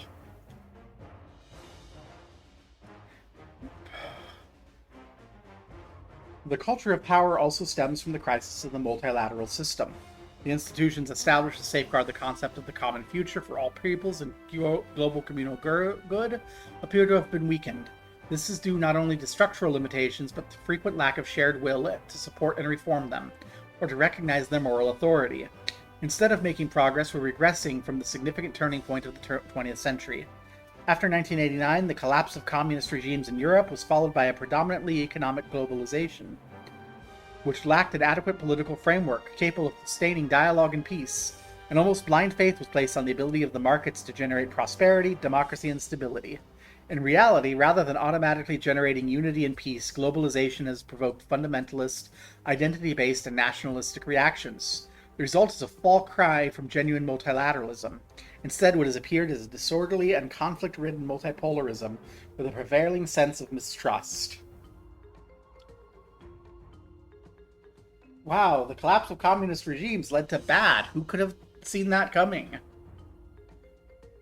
What has also reemerged is the temptation to forge a collective identity in opposition to an enemy, fueled by narratives which each party portrays itself as a victim entitled to retribution. The reduction of complex issues to simplistic categories, me first, friend or foe, us or them, facilitates decisions that are often irresponsible and undermine mutual trust among nations. The force of international law is thus replaced by the claim that the might makes right. Consequently, tribunals that are competent for settling disputes between states or dealing with war crimes are often weakened or bypassed, with devastating ramifications for political, cultural, and social cohesion. In this context, peace building has been relegated to a secondary role. Cooperation for development, disarmament, conflict prevention, and the establishment of mutual trust are neglected in the name of power politics. The achievement of humanitarian law is also compromised. Indeed, the principle of proportionality in responding to aggression, the protection of access to water, food, and essential goods, and respect for lives of civilians, especially children, claim to be regarded as a naive relic of the past. We live at a time of significant spiritual and cultural blindness. A false pragmatism urges us to sever the roots of our history, as if it were possible to inaugurate a kind of new creation detached from the past. Even those who cite important moral principles can fall into this historical nihilism, mistakenly believing the atrocities of the 20th century can never happen again. Yet in reality, the same dynamics are re-emerging under a new guise. The mentality of armed equilibrium and the deterrence appears to be reasserting itself. Today, however, in contrast with the two-sided dynamic of the Cold War, proliferation of operatives and battlefields makes this mentality increasingly fragile. Escalating conflicts lead to asymmetric and hybrid wars, fought not only on the battlegrounds but in the economic, financial, and cyber fronts, where disinformation and campaigns that feed people's fears are used to manipulate public opinion. In many countries, including those in the global south, increased military spending is presented as the only response to an uncertain future or perceived threats. Meanwhile, the real cost falls on the poorest, who see resources for healthcare, education, and social services being reduced. At the core of these issues is a false realism, based not only on the prevailing mentality of force, but on cultural and anthropological belief that war is an inevitable part of human nature. It is said that things have always been this way, except for occasional pauses, and that it will always be so. As a result, the concern is no longer the search for peace, which has been lost as a point of reference on the international stage, but rather how and when to take military action. The same argument maintains that it would be irresponsible not to prepare for conflict. I'd argue, however, that what is truly irresponsible is realpolitik, the form of political realism that sows in consciousnesses and society an attitude of resignation to the inevitability of war, that dismisses peace and dialogue as utopian or irrational positions that ignore the risks of stake. In fact, peace is neither a naive port nor merely the absence of war. Indeed, it's always possible as the fruit of justice and charity. I want to make sure people acknowledge the difference between... Oh yeah, that's old. Okay. In such a climate, nihilism and pragmatism become intertwined and end up normalizing grave errors. Religious extremism and identity-based fanaticism ally themselves with irrational economic policies, while politics often turns into misinformation and ridiculing opponents, and systemically cultivating fears and resentments. Thus, diversity is increasingly perceived as a threat, which fuels a desire for possession, a will to dominate, hegemonic ambitions, abuses of power, and a fear of those who are different, thereby creating an environment in which new conflicts can develop almost imperceptibly. This, then, is the fertile ground for new wars that are perhaps even more dangerous than those of the past, since they tend to disregard all ethical limits. What was once considered unacceptable can now be carried out almost without hesitation, while the international response is increasingly influenced more by the interests of individual governments than by the objective gravity of situations. Decisions now seem to be driven almost exclusively by economic calculations, justified through media distortions, manufactured enthusiasm, and dreams that inevitably shatter, generating frustration and further violence. When people come to believe nothing is genuinely true and principles are hollow words, then the fuse in their hearts is lit for new eruptions of intolerance and aggression. In these situations, the issue of concrete safeguards to prevent future violence remains an open question. When the culture normalizes and justifies conflict, a dangerous pathway opens up, in that what seems unthinkable today may become acceptable tomorrow in the name of utility or security. In countries marked by serious social tensions, we cannot rule out the possibility that some leaders may consider armed conflict an effective way of diverting attention from domestic problems and a cynical tool for managing difficulties. A particular responsibility rests on the shoulders of those who work in the field of research. All the key players of this field, scientists, business owners, investors, academic authorities, politicians, and others, must work with a transparent and responsible mindset, maintaining an acute awareness of the broader context of the technological advancements they help to cultivate, including those related to AI. When people limit themselves to looking only at their own sector, they may deceive themselves into believing they are performing actions morally neutral and avoid questions about the ultimate ends that guide certain experiments. In this way, they risk cooperating, perhaps unknowingly, with questionable projects that fuel new forms of violence, manipulation, and dominance.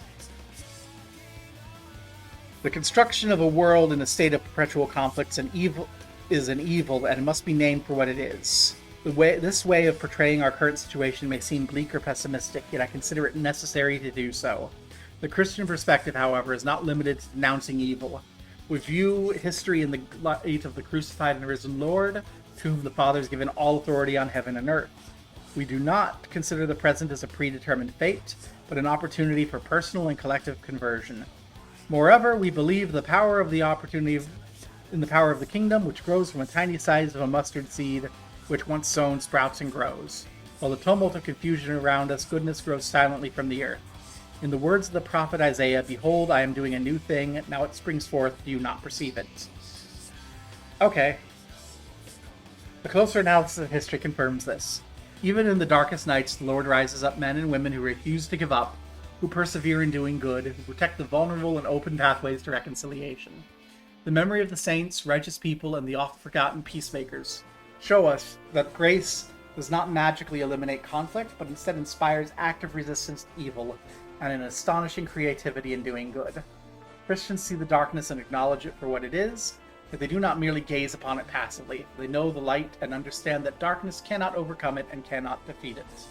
For this reason, even when suffering seems to have the last word, Christians serve the good and are sustained by a theological hope that gives reality to meaning and direction. I wish this were true.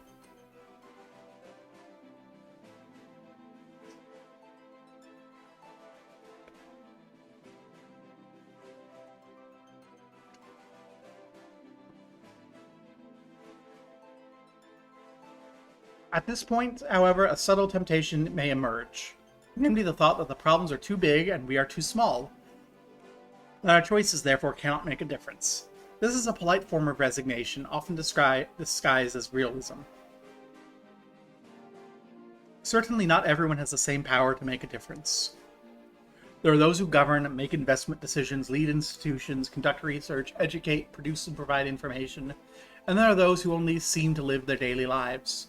Yet no one is without responsibility.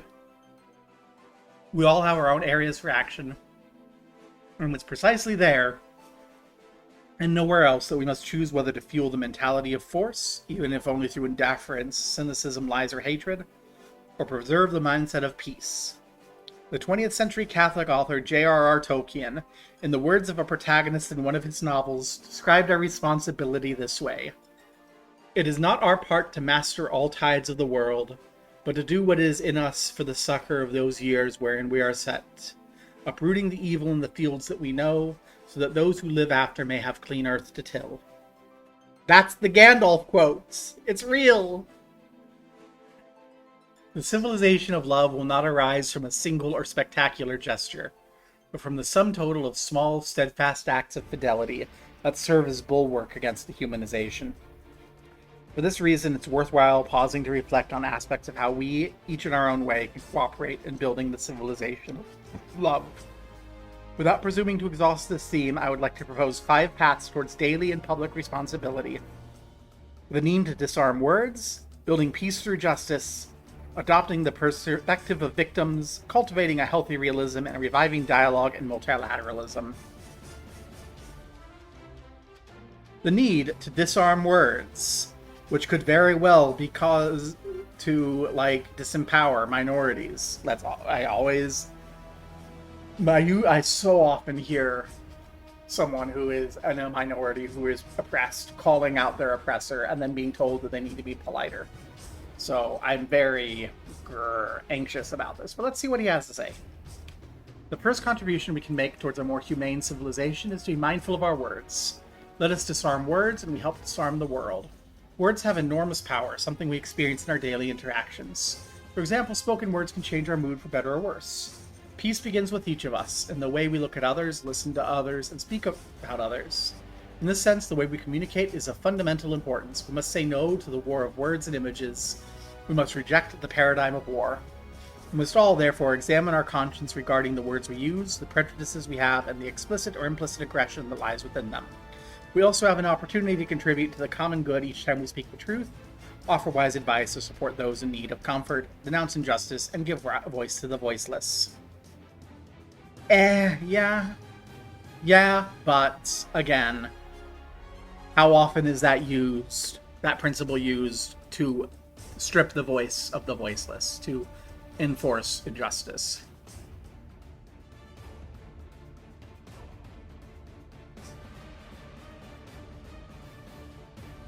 Every queer person knows that the Catholic Church does harm.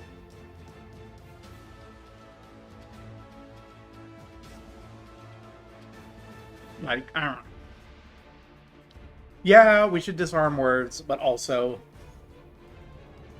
it doesn't stop you from having to call a spade, call out bullshit. Like, you cannot fix problems that are not addressed, and sometimes you need to be a little mean to do that. Building peace through justice. All of us at every level contribute to building the foundation of peace, which is justice. We do not merely seek any kind of peace, such as the absence of conflict at any cost, but instead the true peace of justice.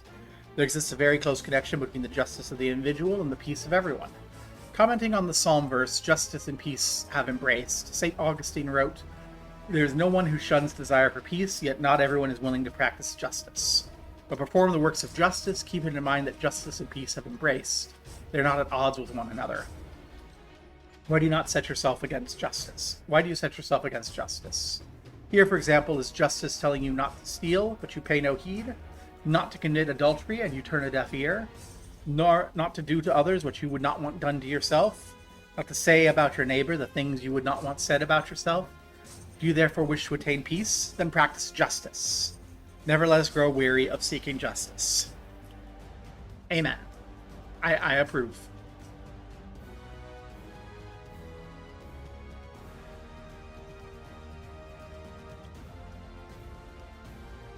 Adopting the perspective of victims. There are times when, in order to remain human, we must set aside our reservations and take a stand. In some conflicts, it's unjust to remain neutral, nor is it merely enough to claim that we are not complicit. When we witness the bombings of civilians, attacks on hospitals, schools, or vital infrastructure, and violence that affects children, we are confronted with scandals that wound humanity itself. For this reason, we cannot limit ourselves to the level of abstract analysis. Pope Francis encouraged us to touch the wounded flesh of those who suffer, look at their faces, listen to their stories, acknowledge their wounds. Painful events require both history and memory, the former to recount the facts, the latter to bear witness to lived experiences. The genocide in Gaza is ongoing. And, yeah. Don't buy things that are BDS. Do not send arms to Israel. Encourage your local communities to avoid funding apartheid. Disinvest.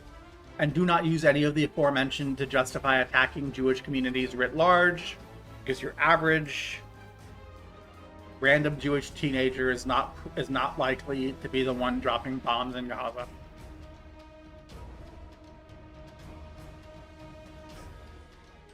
There you go. You hear it here. You heard it here from one of the people organizing the apartheid-free Baltimore campaign. Rah! That's why she's never in chat unless I stream it at an absurdly early time.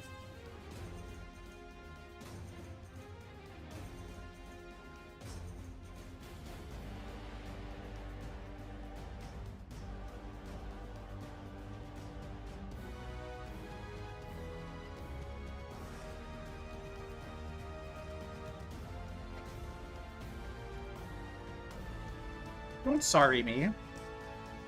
You're not allowed to be sorry for going out and doing good things to help the world. Rah.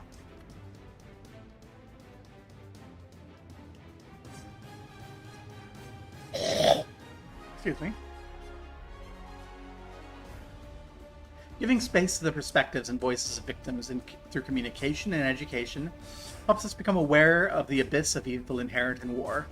Generally, in all forms of violence, it helps us reject the normalization of conflict, not to turn away when human dignity is violated, and to restore victims the dignity of being recognized and heard. Paying attention to these voices strengthens the conviction that, apart from violent minorities, humanity does not desire war. In a particular way, the Church can be a place of living memory for victims. As St. Paul VI recalled, the Church feels she must make her own voice for those who died in past wars and a voice of the living who still bear wounds today, so their cries can become an appeal for peace and harmony and not a prelude to new conflicts. Cultivating a healthy realism. We're in need of a healthy realism that avoids both political idealism and cynicism. There's a kind of idealism that, in order to preserve its own worldview, tends to choose facts selectively, distorting and renaming them. Its proponents eventually inhabit a reality constructed to fit their own convictions.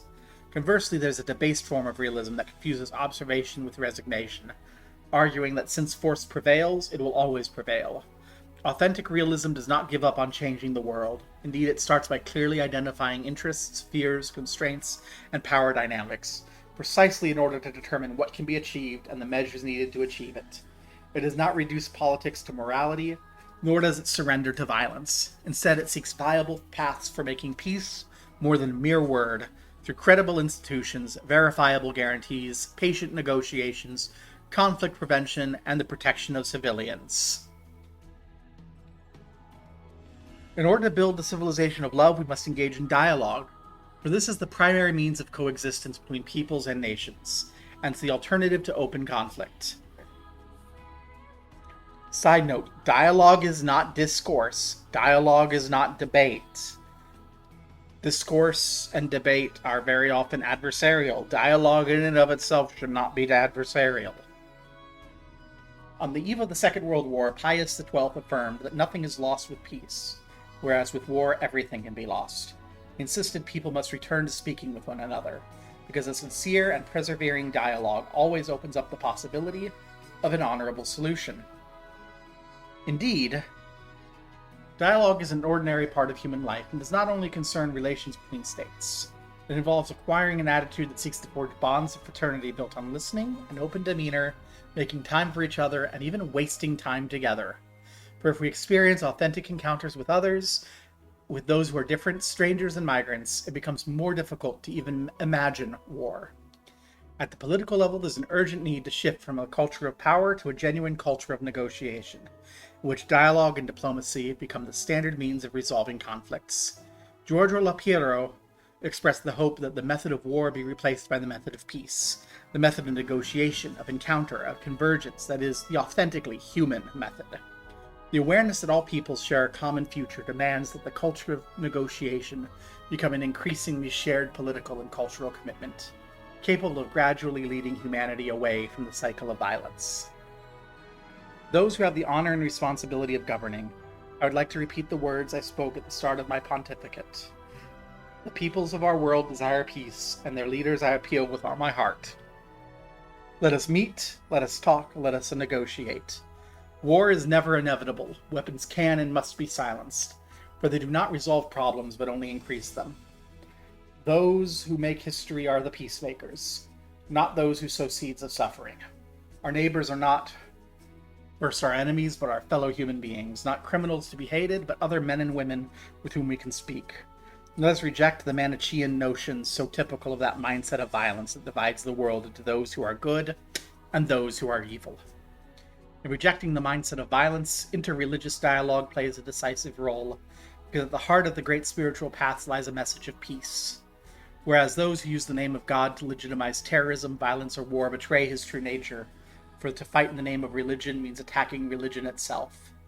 The spirit of Assisi, evoked by St. John Paul II and carried forward by Pope Francis, for example, through his dialogue with the Grand Imam of Al-Azhar, shows that believers can draw upon the most authentic sources of their particular spiritual traditions. There is no room for sanctified hatred. Manichaeans were I want to say Zoroastrian syncretism of Christianity. Like,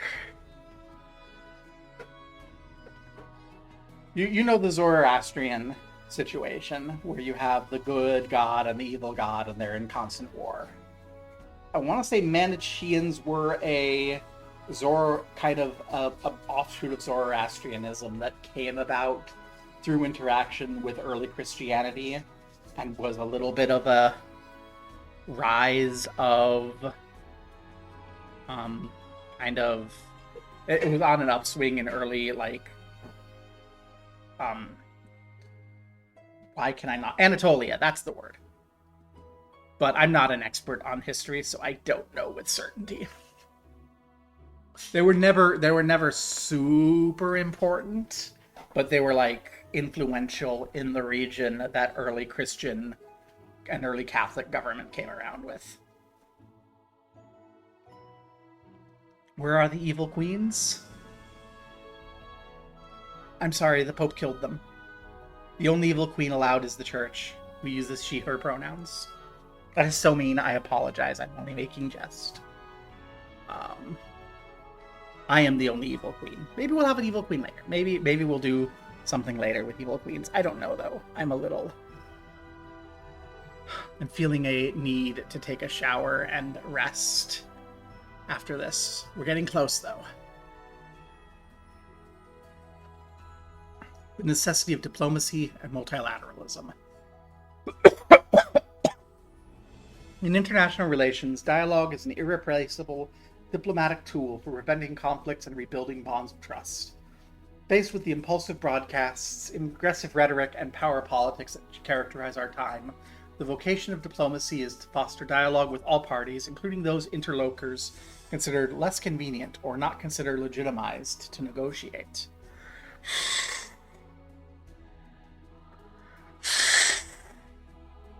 Excuse me.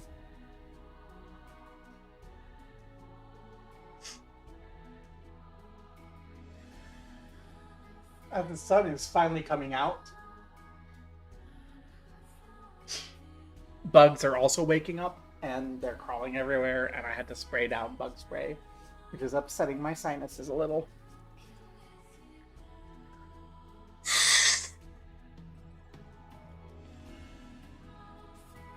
Therefore, every ounce of humility and patience should be employed in order to nurture even the faintest signs of goodwill among parties in conflict, so as to advance the process of peace. Cyberspace 2 has become a battleground. Cyber attacks, data manipulation, someone's messaging me on my phone. I heard that. Who's texting me?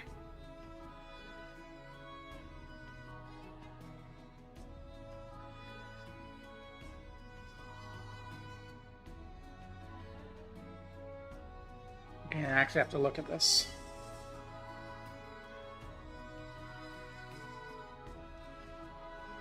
This is important, actually.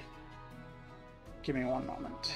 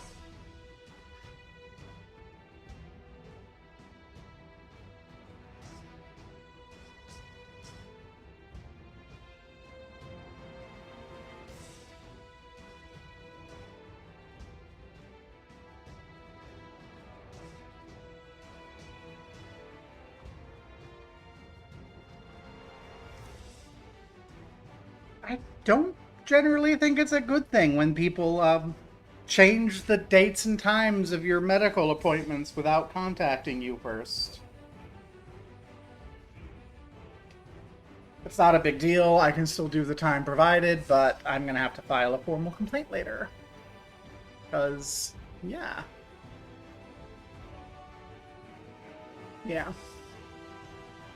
They just changed the time of my pre-surgical psychiatric evaluation, which it won't be that big of a deal because I'm going to have to take a lift out there anyway on account of my hernia problems, but if I were not hernia and we're going by bus, which is how I prefer to get to the hospital, it would actually be too early for me to get to the hospital. Somebody saw me saying, yeah, early appointments are wonderful for digital, and then scheduled an in-person one early, and I'm just like, actually, public transit concerns. But yeah. Let's get back to this. Cyberspace 2 has become a battleground. Cyber attacks, data manipulation, and campaigns of influence orchestrated with the help of AI can destabilize entire countries before open-armed conflict erupts. Moreover, in this area, attribution of responsibility is often uncertain. When it's unclear who carried out an attack, the risk of disproportionate reaction, miscalculation, and escalation increases.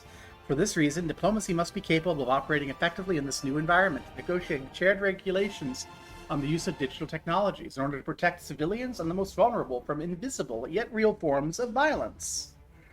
International organizations, particularly the United Nations, are essential instruments for promoting a civilization of love, for they can foster dialogue among nations and promote the peaceful resolution of conflicts, the integral development of peoples, the protection of the most vulnerable, disarmament and care of creation. Through such efforts, the international community can work to reduce inequalities, defend the rights of refugees and minorities, reallocate resources from military spending to human development, and protect our common home. The Holy See supports and accompanies these endeavors, while recognizing the current weaknesses of the UN and the international political system reveal the need for profound reforms. This is not simply a question of technical adjustments, for the crisis of conviction and values that also concern the ethical foundation of nations make it more difficult to direct multilateralism towards a true common good. Once again, I generally think that we need a one-world government that is somehow federalized. Like, while it's important to have local governments as the priority, like, there are concerns that demand global regulation.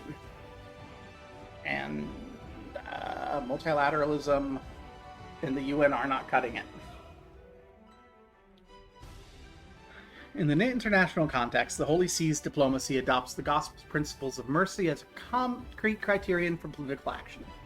This is one of the ways in which the Holy See places itself at the service of humanity, thereby appealing to consciousnesses in the name of charity and truth, defending the dignity of every person and speaking up on behalf of the poor, migrants, and victims of war.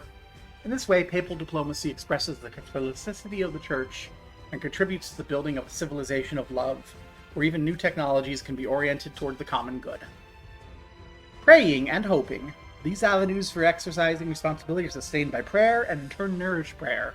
Indeed, in each of us, peace primarily comes from God, God who loves us all unconditionally. In this gift given by Jesus and his disciples on the day of Easter, peace be with you, it's the peace of the risen Christ, a peace that's unarmed and disarming, humble and persevering.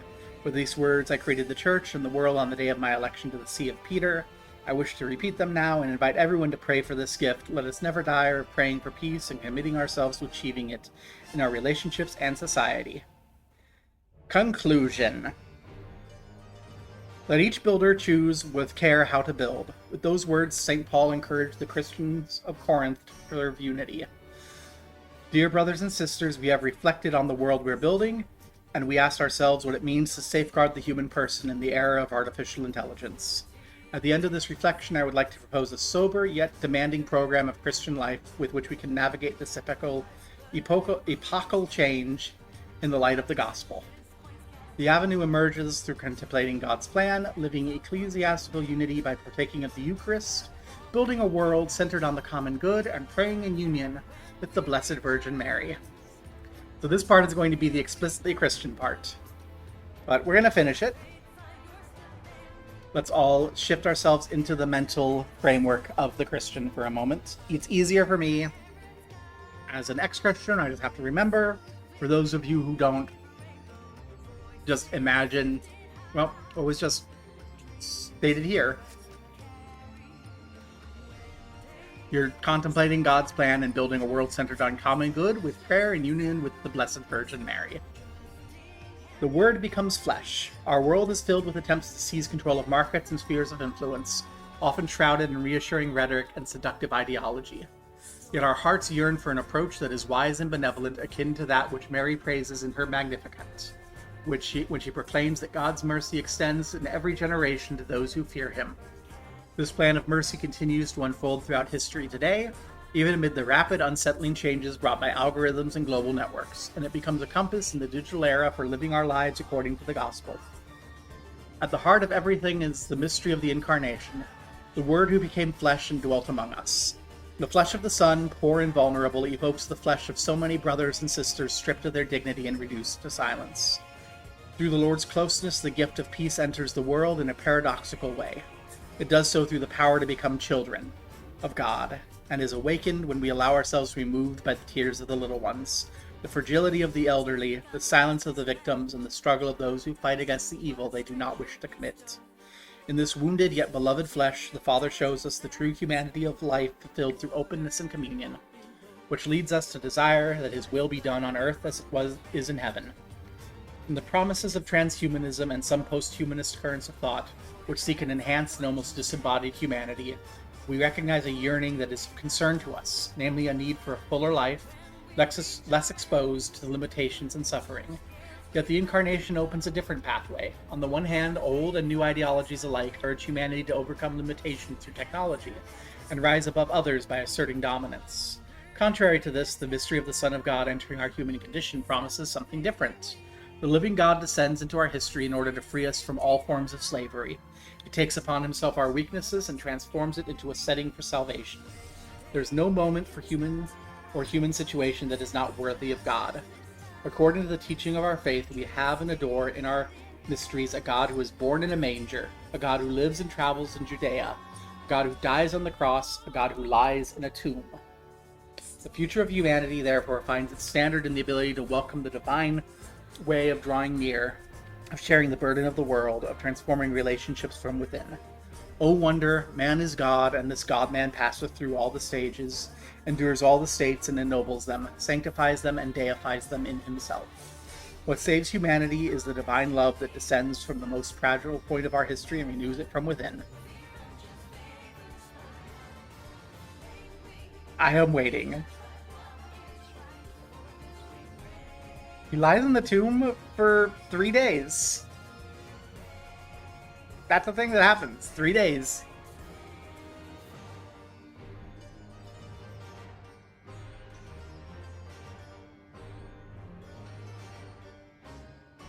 And then he gets better.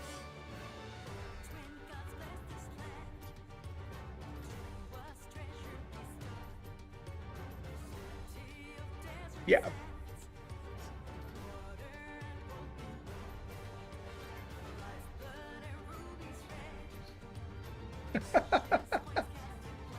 Yes.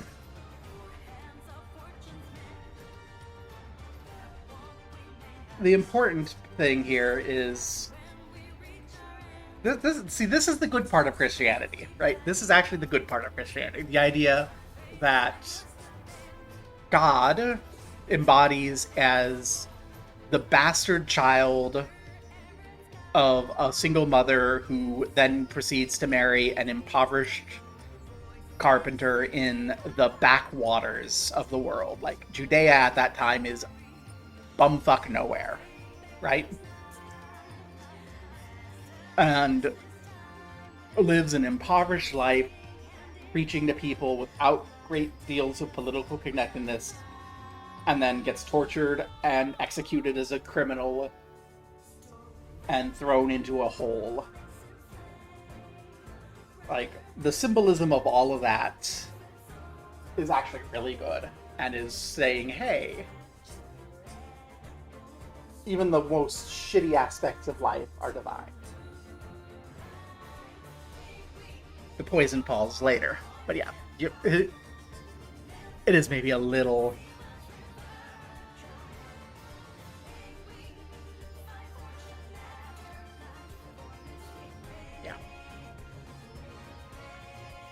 For this reason, I invite everyone to contemplate in the face of the Son of God the grandeur of humanity that shines a light also on the era of AI.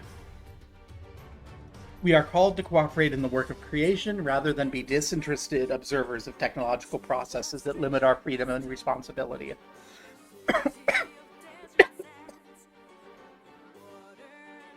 The dignity inscribed in each of us by the Holy Spirit can be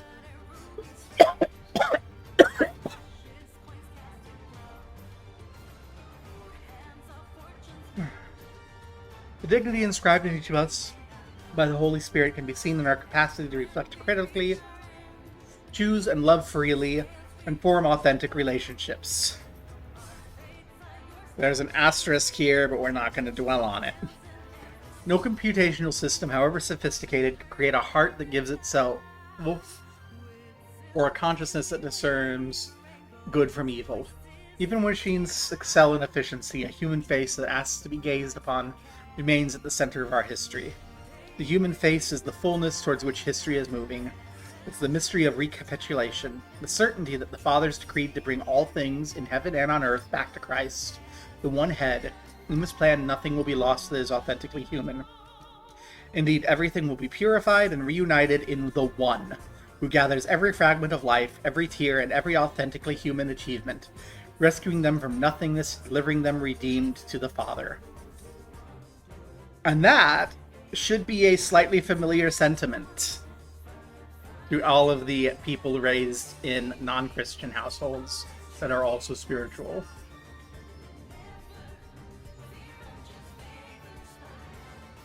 Because that does itself seem to be a fairly universal concept.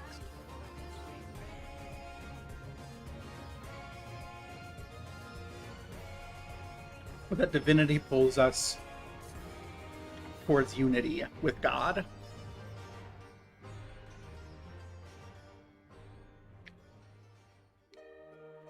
The spirituality we need is a Eucharistic spirituality, a spirit of ecclesial unity in love. The incarnation and paschal mystery reveal God entering our human condition and transforming it through a gift of himself. The gift remains present and active in the Eucharist, in which the God gives himself and gathers the church together, so his offering becomes the principle of unity and a new source of life. And for this is a communion that Christian solidarity also arises, since union with Christ is union with those whom he gave himself. As St. Augustine explained to the new Christians of the local church, the bread and wine on the altar are the sacrament of the unity of the faithful. What is seen is not a mere physical likeness, what is grasped bears spiritual fruit. So now, if you want to understand the body of the Christ, listen to the Apostle Paul speaking to the faithful. Together you are the body of Christ. If you're the body and members of Christ, it is your sacrament that is placed on the table of the Lord. It is your sacrament you receive. You respond amen, and by responding in this way assent to it. I'm going to skim through this because this is just Christian stuff. No, I'm not. Let's go through all of it. Be then a member of the body of Christ, and that your amen may be true. The amen that we say in the liturgy, the body we eat, and the blood we drink shape our entire lives. The Eucharist is an extremely personal encounter with the Lord, yet never simply an act of individual piety. In the Eucharist, we find visible manifestation of the reality that we are in the Church of Christ, his members, his body. We have brothers and sisters in him. In Christ, though many and diverse, we are one. In illo uno unum. The Eucharist opens us to justice and sharing with a preferential concern for those who are burdened by poverty and marginalization. And while new economic and technological networks can generate exclusion, isolation, and dependency, the Church, nourished by the Eucharist, is called to make visible a different paradigm, one that preserves human connections, gives voice to the invisible, and ensures that processes are aimed at respecting people's dignity. The spirituality I wish to commend is that of the wise architect, who, driven by hope for the kingdom of God, is committed to building the world for the common good. As I mentioned at the beginning of this reflection, the task of building our time must place our relationship with God at its center. Our rule must be acceptance of human limitations as a natural and positive reality, and should be characterized by shared responsibility and a language characterized by the gospel. At the end of this reflection, the plan for civilization of love can be seen more clearly. and the construction site appears to be already up and running, thanks especially to the many living stones solidly united to Christ, the cornerstone.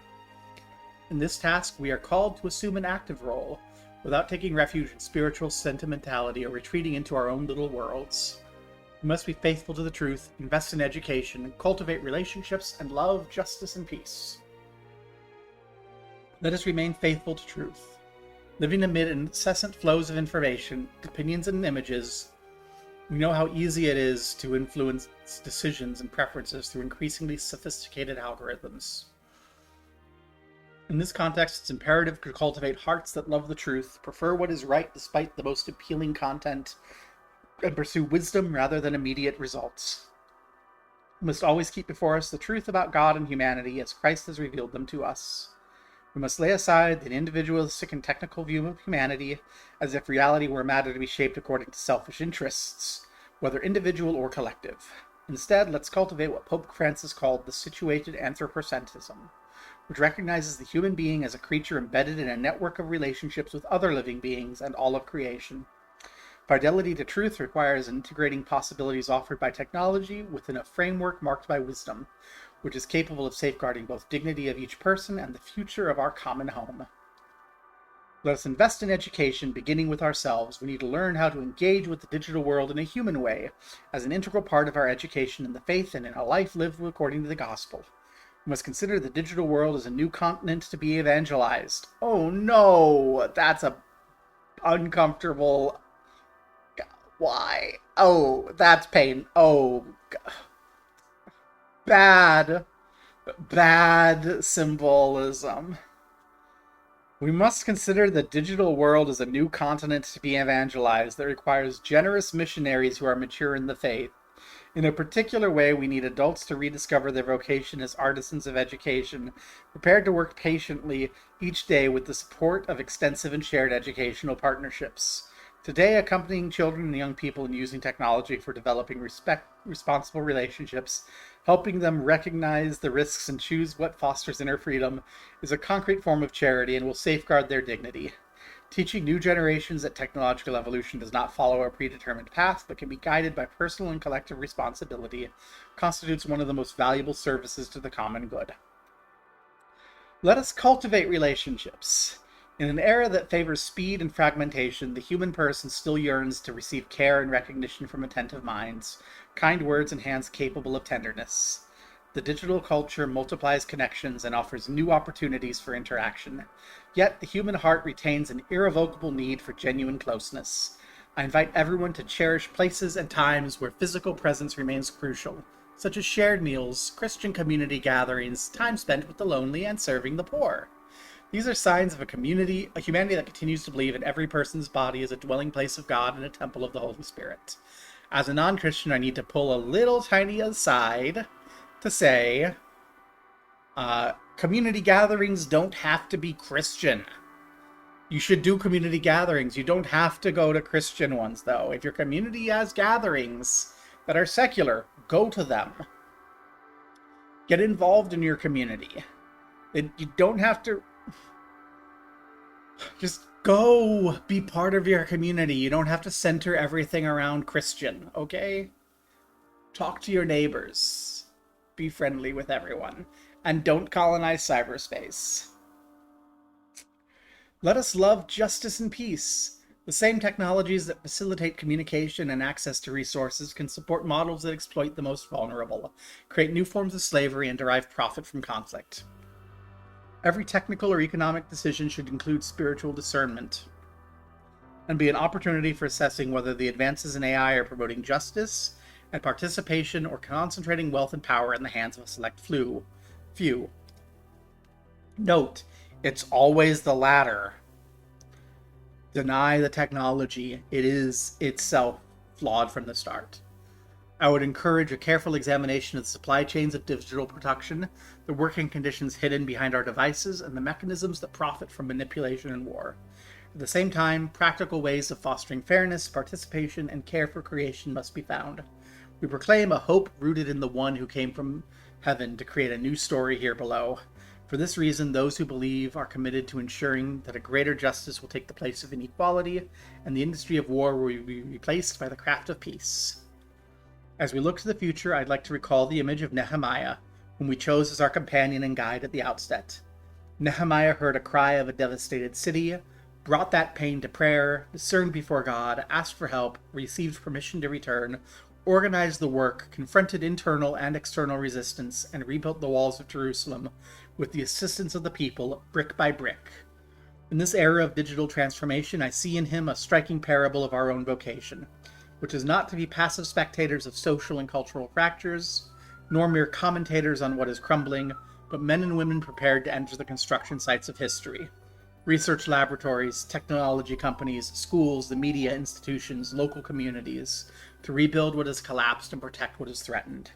Like Nehemiah, we too are called to unite listening and courage, prayer and responsibility, so that even when a technocratic mentality or partisan interests seem to prevail, the human city may become a more fitting place to live.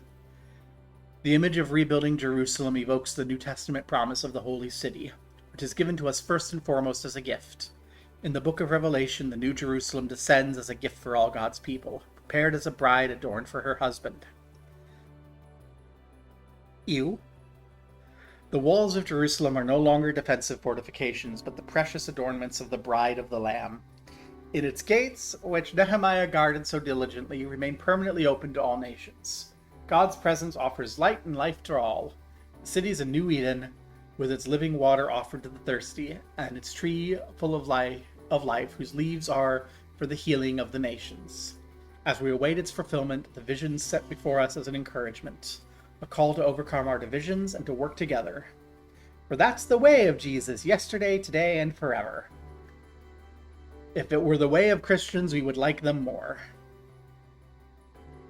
The reason people get critical of Christians is this is how Christians talk, and then we see how they act. Behave more like you're saying you want to behave. The Song of Hope, the Magnificat. I should not have taken a bite of burrito.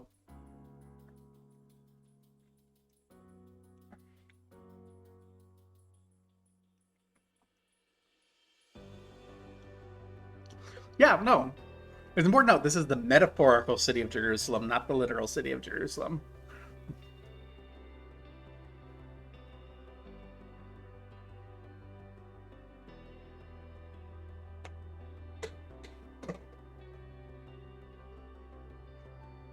After having considered faith, which contemplates the Father's loving plan, love, which unites us in one body, and hope, which sustains our actions in the world, the fourth pillar of this program for Christian life is prayer. Mary's song accompanies our commitment. Before Elizabeth, who announces to her that she has become the mother of the Lord, Mary bursts into a hymn of praise and joy. Her soul magnifies the Lord, her spirit rejoices in God her Savior, for he chose a young, poor, humble girl for his plan of salvation. Mary suddenly sees all of history through the lens of this revelation. Nothing's changed around her, the socio-political situation of her time remains the same, the Romans continue to control her land, her people are still subjugated and humiliated, yet everything's changed within her. And this allows her to see what is invisible. God has already shown the strength of his arm. He has already scattered the proud, cast down the mighty, lifted up the lowly, and filled the hungry with good things, and sent the rich away empty-handed. He's already helped Israel, his servant. God takes the part of the lowly. His plan is one that is often hidden beneath the opaque context of human events that see the proud, mighty, and rich triumph. Yet his secret strength is destined in the end to be revealed. The Blessed Virgin Mary not only teaches us to recognize God's invisible work, but directs our gaze to the points at which humanity is broken and the world becomes disordered, the contrast between the humble and the powerful, the poor and the rich, the satiated and the hungry, teaching us to look at the world from the lower position, through the eyes of those who suffer rather than the mighty, to view history through the eyes of the little ones rather than the perspective of the powerful. Hey, FGs, welcome to the raid. We are almost done with the papal encyclical. It's taken us a couple days, but we've gotten through the Pope's anti-AI encyclical. The Blessed Virgin thus becomes the poet and prophetess of redemption. because on her lips is proclaimed the strongest and most innovative hymn ever articulated, the Magnificat. It is she who reveals the transformative vision of the Christian economy, the historical and social result that still draws its origin and strength from Christianity. With the same faith as Mary, let us become weavers of hope in our world, sharing who we are and what we have, so that the presence of Jesus may grow among us and his kingdom take shape. In the humble fidelity of daily life, even the era of AI can become a time in which the Holy Spirit brings about the civilization of love in our lives. Indeed, the Lord continues to make all things new and offers every era the possibility of becoming part of the salvation history in the light of the Incarnation. I entrust our desire to the Mother of Christ, the women of the Magnificent, that she may guide our steps through this time of change and preserve in each of us true faith in the gospel, so that we may bear witness to the grandeur of humanity in which God made his dwelling. Given in Rome at St. Peter's on the 15th of May, in the year 2026, the second of my pontificate, Leo the 14th. No, I'm an ex-Christian. I'm not. I read this because a lot of people were saying things about what it said, and it all felt a little misinfo-y. And now we've read it. So we can go through. And what did it say? Number one, calling it the anti-AI encyclical is disingenuous. What the Pope does here is assumes that all the AI hype is real. That's the first thing. We've criticized it before. We've criticized that before. But from that starting point, what the Pope has done here is outlined hey, assuming this is real and assuming this is in fact inevitable, what do we do as a society to make sure that this does not destroy humanity, and so we may preserve human dignity, and outlines an extremely idealistic system of public, private, community, state partnerships, establishing systems to guarantee access to work and access to resources as AI takes away jobs. It reemphasizes that at the core of human society is communication and interaction between each other. And I think that is something that I think we can all agree on, whether we are Christians or no, that at the core, ultimately, we are social beings and we chit-chat with one another and we exist in union with one another. We define ourselves in the context of everyone else. I miss MCM. MCM was my childhood. Yeah. MMXXVI is not bad. But yeah, so I don't know. So overall, it's not that bad. I have all of my normal criticisms of the Catholic Church.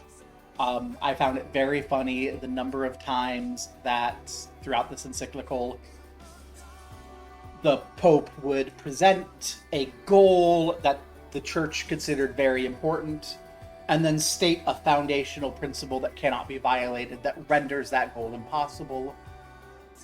The most glaring of which was, of course, when the Pope insisted that they needed to de-instrumentalize women and stop viewing women as tools of reproduction, followed by the explicit statement that abortion needs to be considered a horrible sin because all life begins at conception, which is like the predominant material cause of the instrumentalization of women as a tool of reproduction. I enjoy very much that the Pope has given me what I consider to be the best statement of what I've called casually the poison at the heart of Christianity, the reason ultimately that I am not a Christian. Let's see if I can find it again.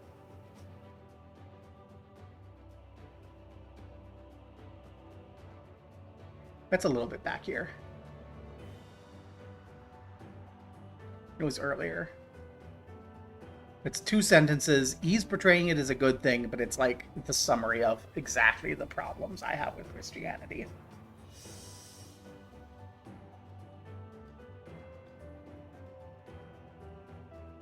It is a ways back here.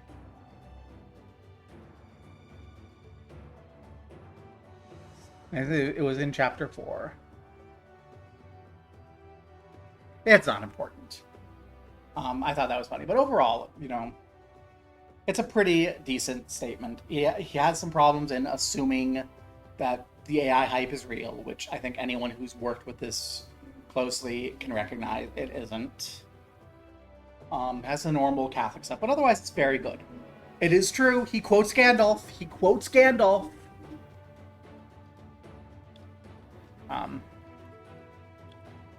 Right here, paragraph 213. Gandalf quote in the papal encyclical. Let's go.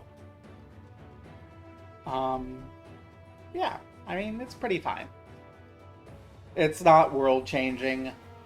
A lot of the ideas that are presented that are positive calls to action are things that already local socialist organizations have been calling for and actively implementing. So there's nothing super new going on. But yeah, that's that.